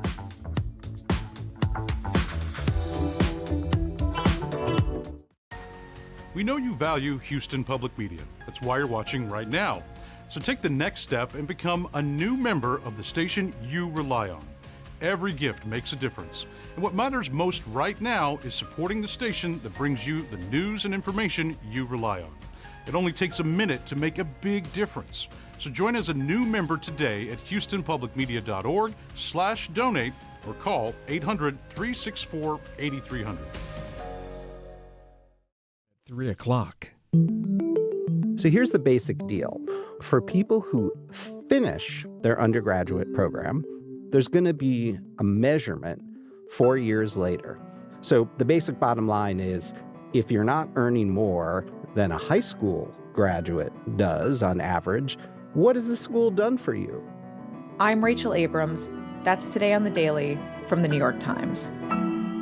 The Daily is on tonight at 7. HPM Plus brings you the latest news and information from around the world and across the street. Trusted journalists delivering facts, fairness, and perspective. Keeping you connected by keeping you informed. PBS NewsHour, Frontline, and documentaries that provide a voice to the voiceless. Stream live, engage on demand, and enjoy past seasons through PBS Passport. Search HPM Plus on your smart and connected TVs and stay informed. Support for Houston Public Media comes from Chariot Energy, offering electricity plans backed by 100% renewable energy for Texas homes and businesses. Learn more about renewable energy options at chariotenergy.com.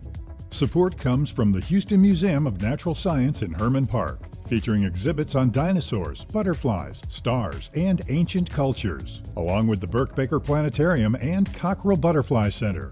More at hmns.org. And now back to Hello Houston. To comment on today's topics, call or text 713-440-8870 or email us at talk@hellohouston.org. And now Ernie Manous and guest host Katherine Schilcutt. Houston's culinary scene is celebrating another major honor. Last month, June chefs Evelyn, Garcia, and Henry Liu won the James Beard Award for Best Chef Texas, one of the restaurant industry's highest honors. The recognition comes just 3 years after opening their Heights restaurant, where they have built a reputation for creative cooking and a strong sense of community. Joining us now are James Beard Award-winning chefs, that's so fun to say, Evelyn, Garcia, and Henry Liu. Welcome, y'all. Thank you. Hi, thank you so much. And I for love having us hearing back. it too. I'm sure you do. Okay. I'm never going to get tired of that. So we know we have a vibrant restaurant scene here, a lot of wonderful chefs nationwide, lots and lots of wonderful chefs. What do you think you folks do in this world that makes you stand out? And obviously you do by winning this honor. We could Basically, I know, the right? question is, why are you so great? Yeah, I know. Why, Why are you amazing? why am I so great? There's a lot of reasons. No, I think we definitely tried it. When we opened up these restaurants, we told ourselves that we have to stick to what we know, what we believe in, and our story. You know, I was like, our story matters. You know, growing up in an immigrant family, I was like growing up Mexican, Salvadorian, growing up Chinese. I was like growing up in the neighborhood she did. Me growing up in the Bronx, like all that matters so much. And that story needs to be told to everyone. And so that was the restaurant that we wanted to open. A place for everyone, for everyone. Yeah. Yeah.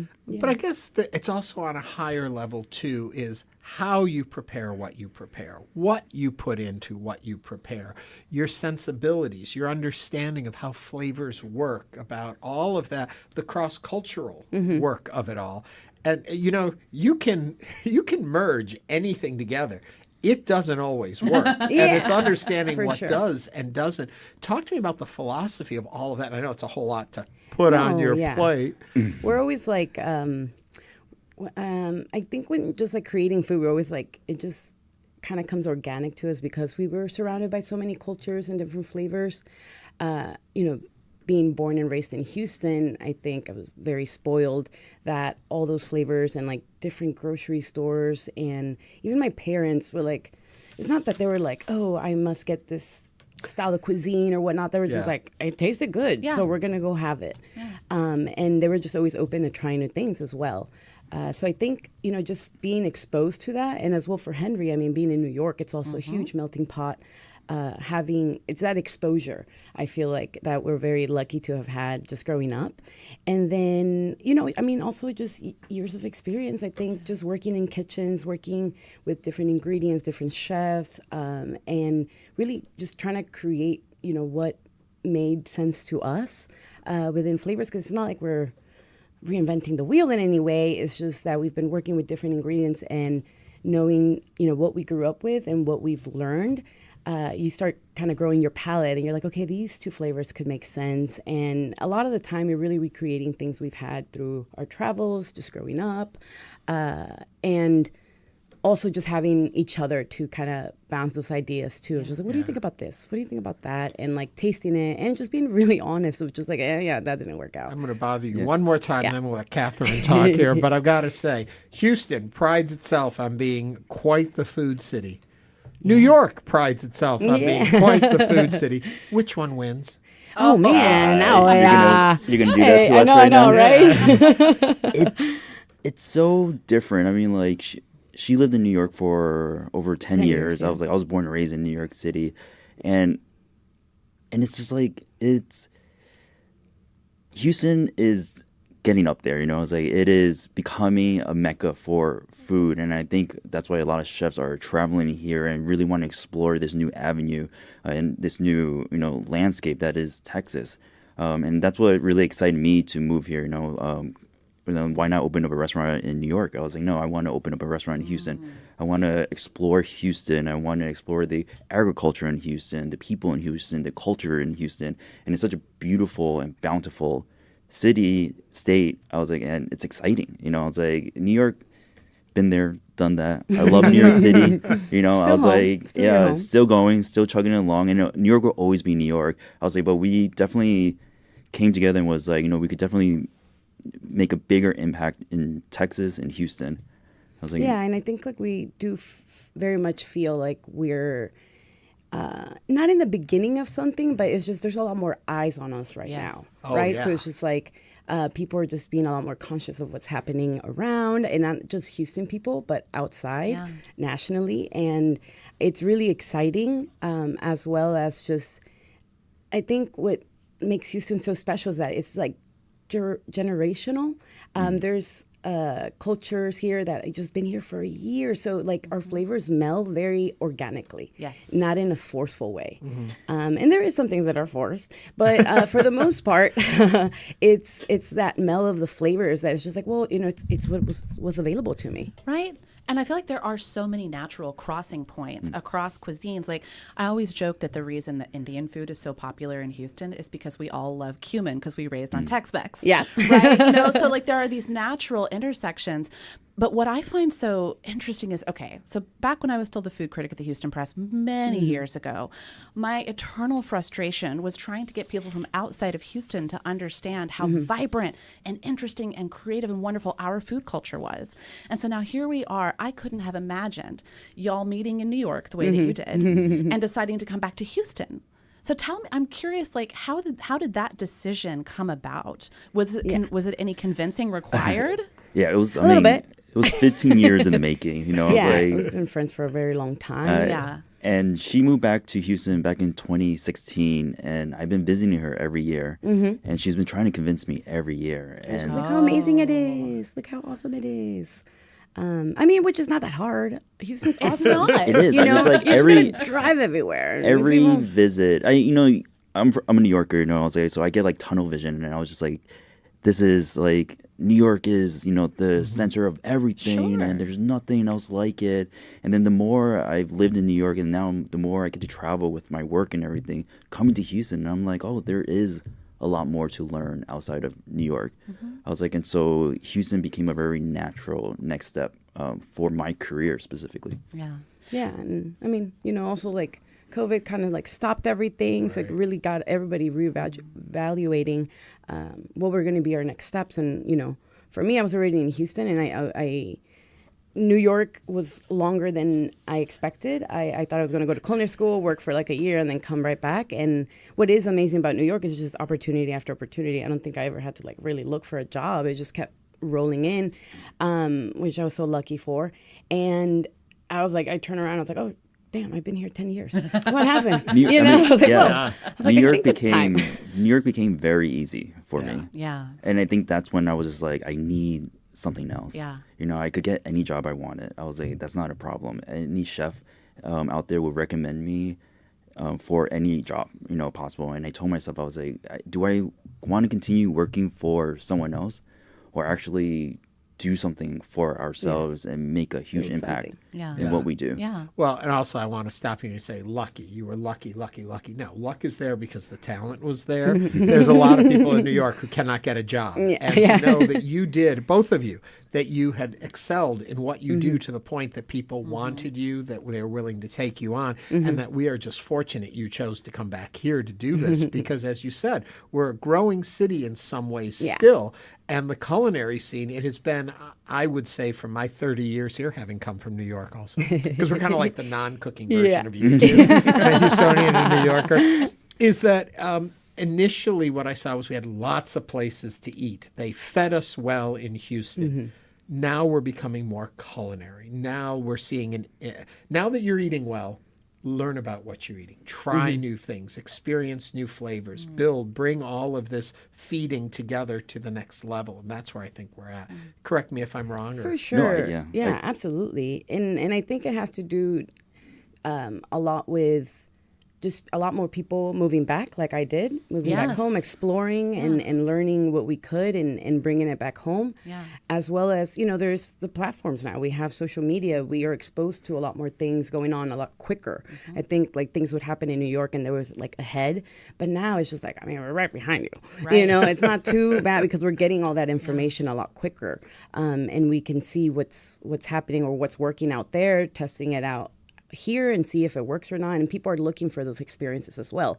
When before, I think it wasn't there, but it just maybe people weren't seeing it, you know, and being exposed to it. And then now it's just like, well, now I'm looking for that in my city. Yeah. Where is that? You know, so I think that's also helped us kind of just move a little bit quicker, I think. And, you know, and again, just a lot more people like myself just going out, learning, exploring, and then bringing that back home.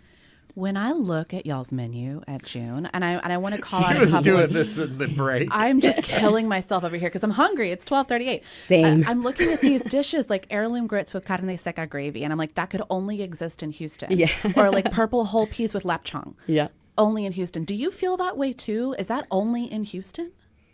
I mean, You know, I think it hits differently here. Yeah. I think that's the best way to say it. I was like, we have families that come into our restaurant that is, you know, the gentleman was Chinese background, the lady was Salvadorian, their kids is from mixed race. And so they're like, we see ourselves in your food. I know. I was just like, yeah. I was crying. It just caught me off guard. I was just like, ultimate thanks for compliment. coming. 100%. You know, I was like, and so when you say that, I'm like, yeah, it's like it's inherently Houston, and that's why we call our food Houston food. Yes. Yeah. What about the World Cup? Is that influencing who comes into your restaurant?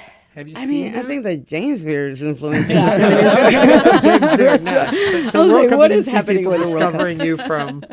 I think We get trickles. we get Yeah. trickles for sure. I think it does help. You know, we are very active in our community and within our city. So I feel like if people are looking into like where to dine in the Heights, you know, we'll pop up or we've been on like magazines, stuff like that. So we are very active. So if people, and especially tourists, are coming in, I think there is a way of them figuring it out. It's not just like a local spot, you know? And then for us, I think, well, I mean, that combined and then the James Beer came in and we're just like, oh. So it's been an explosion for sure. Thankfully, you know, we're very grateful for the turnout that we're currently experiencing. It's definitely like immediately, I think we got the award on Monday, and then like the next morning, like all our books were just booked. And then we're like, okay, we need to close them down. I know, we're like, block. Yeah, we're like, we're closing can't days. make a reservation anymore. And that's, you know, that was a choice on, I rather have quality over quantity and make sure that we can handle what's about to happen. So we capped it in a number that we know we can steadily take care of our team. We can quickly be able to produce as much food as we are now because it literally doubled overnight. Yeah, because as much as this affected us, I mean, our team is with us too, and like we're only as good as our team, and so we had them in mind by doing all this. Yeah, we're like, okay, let's just. I mean, this is really great, but we also have to. Take a step, take a beat, make sure everybody's in the right mindset, prepare everybody mentally that it is about to be a little chaotic. Take care of your team. Yeah, you're going to take care of the team. And know that a lot of people are going to have our food for the first time. Yeah. So we have to make sure that first experience is a good one. Yes. We are speaking with James Beard Award-winning chefs Evelyn Garcia and Henry Liu. If you would like to join the conversation, please call us or text at 713-440-8870.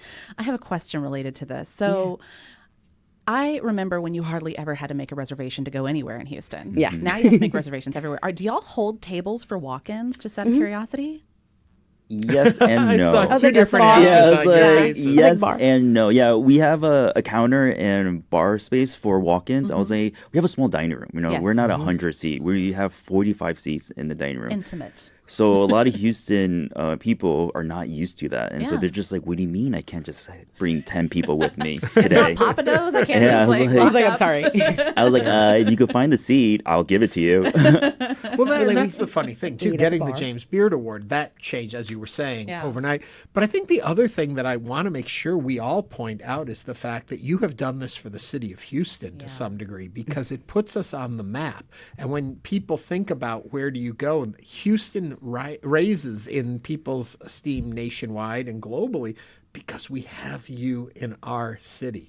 And that must feel really good to know that you make that kind of an impact on the restaurant scene and say, we're here, we're award winning on this level. Yeah, I mean, we're very honored. We're very proud. I think it's, for me, being from Houston, it's just exciting to be able to showcase how amazing our culinary our food, and it's not just bringing in because of years. Also, I mean, come on. I know that's why in a lot of interviews. We live at the restaurant. Yeah. I can't take that. I was like, you can't take that away from us. We are working, operating chef owners, and if it's not both of us, at least one of us is there, and just being able to at least get eyes on us and then relay that information of hey, there's all of this going on in our city. I'm really grateful for that. And I think that's one of the coolest parts. Something else I want to call attention to is how much work you do in the local community with I'll Have What She's Having, with the Trevor Project, with all of these. Tell us about some of those community involvement passion projects as well. People call us crazy. They're like, where do you find the time and day? That's so much. And we always make time for the things we love to do. We never just do anything for the sake of doing it. We opened up a cafe during the daytime to operate as a community center. We invite chefs in every day to do pop-ups, because we were pop-up chefs before we had a restaurant, and we're like, we wanted this. I was like, why not give it to the community that don't have a space, don't have the resources or anything. I was like, we have it. I was like, being James Beard finalists in the past, I was like, has given us a platform, and we want to share that platform with everyone. And it is a lot. And I was like, it's a lot, but I feel like we have to do it. Yeah. I was like, and I want to do it. Yeah. I was like, and because Houston has given me as a not native person so much love, and I just need to give it back somehow. Well, we are so grateful for y'all. Absolutely. Evelyn Garcia and Henry Liu are the James Beard Award-winning chefs behind June. Evelyn and Henry, thank you so much for joining us today on Hello Houston. And coming up, one man's search for the best cup of coffee. Stay with us as Hello Houston continues. Comment on today's topics. Call or text 713-440-8870. There is so much news to cover in Greater. It's not just your car. It's the one that brought your kids home from school, took you cross-country, held memories, laughter, even a few breakdowns. When it's time to let go, give your car a new purpose. Donate it and turn memories into meaningful support for this station. Plus, you'll enjoy free and easy pickup, potential tax benefits, and a simple donation process. Your gift supports the programs you and your family love. Donate today and help keep public media strong. Call or donate online. Across regions of America, ready to feed on us. They're bringing new dangerous illness and allergies that are sometimes lethal. We'll talk about why this is happening and what precautions to take with Burkhard Bilger. His article, The Great Infestation, is in The New Yorker. Join us. You can hear Fresh Air. It's on tonight at 8 o'clock. What do the TV show Yellowstone and Beyoncé's latest album have in common? Cowboy or cowgirl boots. Worth the investment, worth the money. Could run a marathon in these things. I'm Kristen Schwab. A look at the billion-dollar cowboy boot industry next time on Marketplace.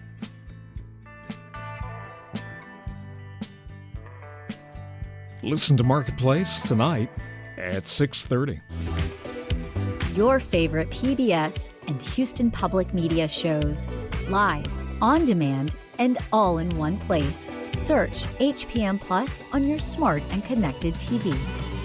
HPM Plus. On the podcast After the Flood from the Texas Newsroom and PBS's Frontline, we meet people who survived last year's floods in the Hill Country and those who lost loved ones, and we try to answer the questions they still have. After the Flood, out now. And now back to Hello Houston. To comment on today's topics, call or text 713-440-8870 or email us at talk@hellohouston.org. And now Ernie Manous and guest host Katherine Schilcutt.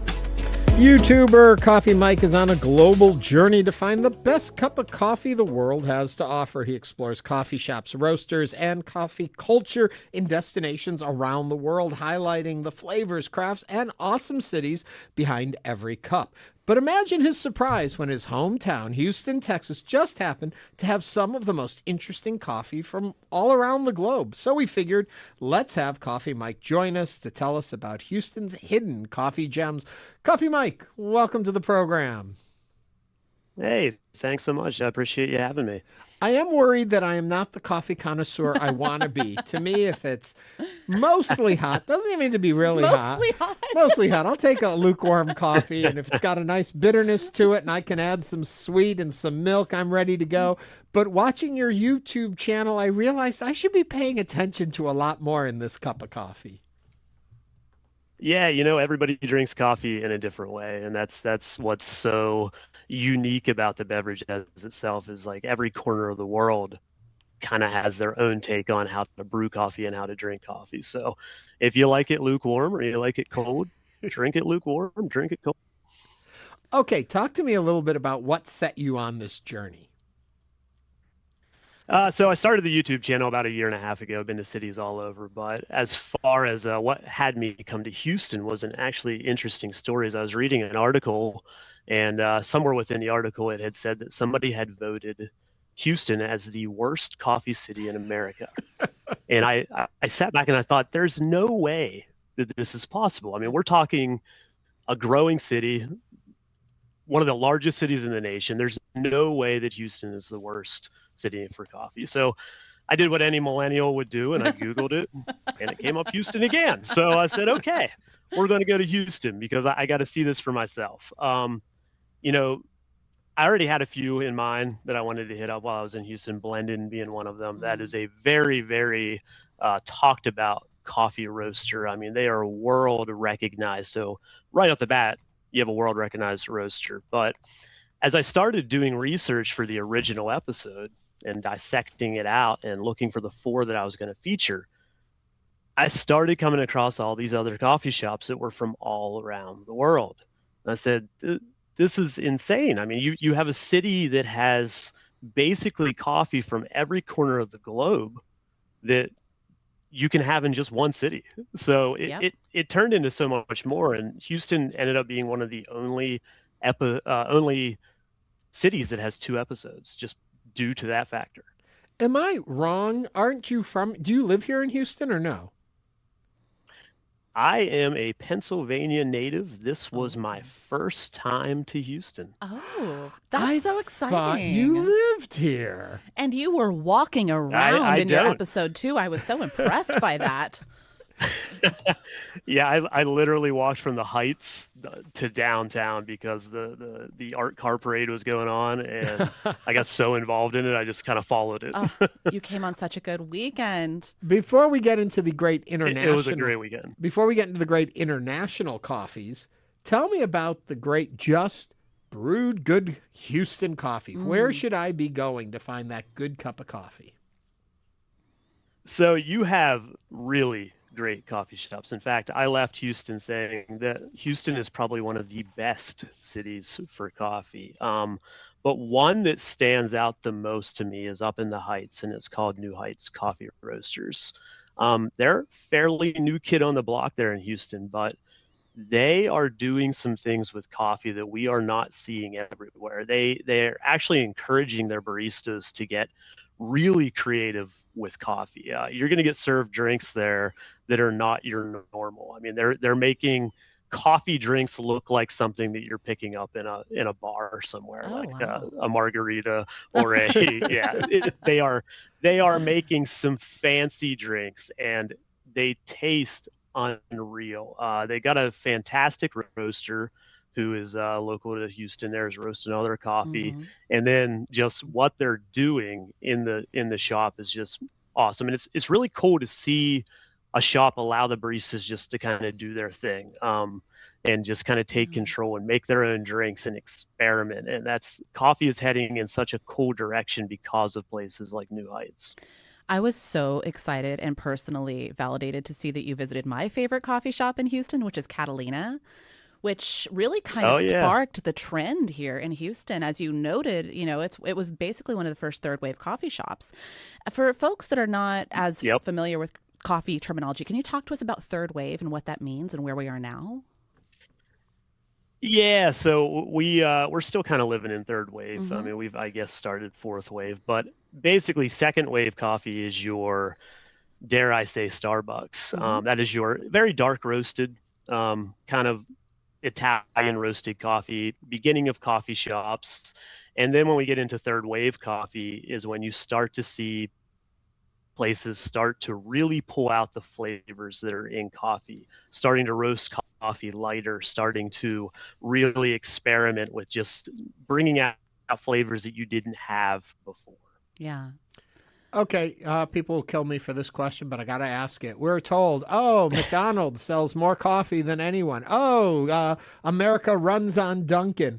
Of chain coffees, what do you think actually has the best tasting ones? The one that, you're not going to a gourmet coffee shop, you're not going to one of these mom and pop, you're just on the run. Where would you stop for a cup of coffee? It's a great question. I'm going to take some flack for this as well. I think the people in the Northeast would agree with me, though, but I don't hate Dunkin'. I don't love Dunkin'. There's a ringing endorsement. I don't hate Dunkin'. So America should run on Dunkin', according to you. I'm so curious to know, too. It's Oh, go. No, I was just going to ask, what is your go-to coffee order when you are at a place to kind of figure out, all right, how good are these guys? How good of a shot do they pull? Do you have a go-to coffee order?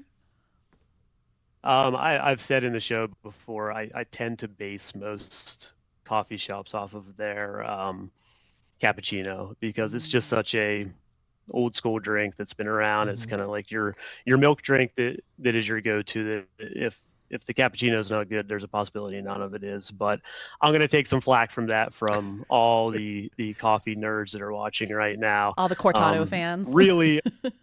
Oh, yeah, all the Cortado fans, and then those who are purists who don't want a milk drink mentioned at all. They just want to pour over. Talking about strictly a pour over. Yes.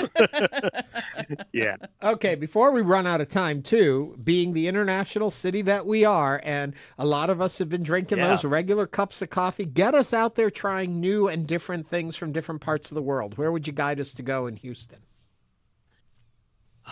There is a place there called Cafeteria that I really think people should be checking out. Yeah, and they are Cambodian. So really interesting coffees. You can get some very unique coffees from them. They put butter in one of them. So if you haven't had butter in coffee, there's one for you.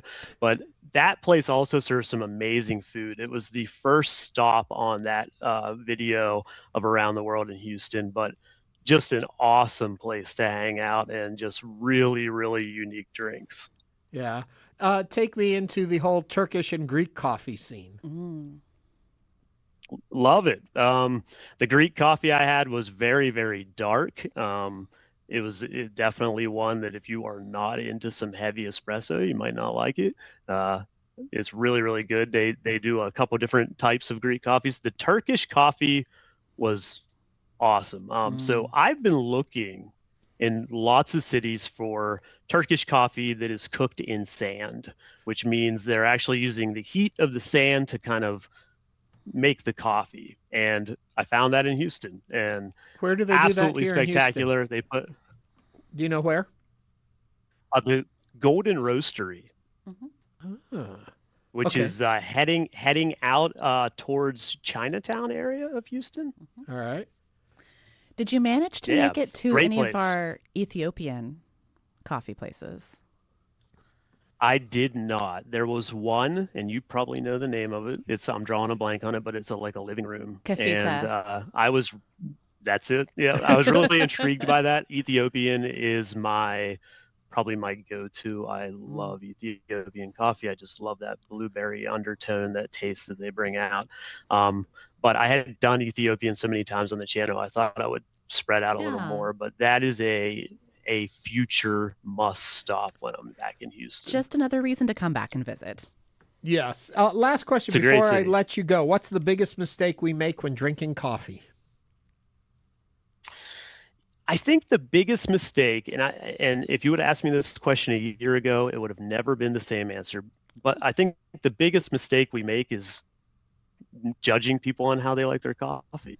One thing that I've learned from doing this is that everybody drinks coffee different all around the world. Yes. And if that is how they like to drink their coffee, let it be. I love it. Let them have it how they want it.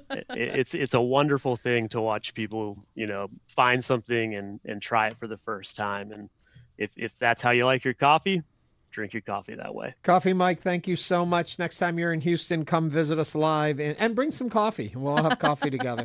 Coffee Mike from the YouTube channel I Travel #4 Coffee. Thank you for joining us. And that brings us to the end of the show, Kathy. You want to come back tomorrow? I would love to come back tomorrow. Well, then come back tomorrow and join us. We're going to be doing our current obsessions, and we want to know yours, so start sending them to us. Talk at hellohouston.org or text them to us at 713-440-8870. Thank you for watching. Thank you for listening. Thank you for joining us. See you tomorrow.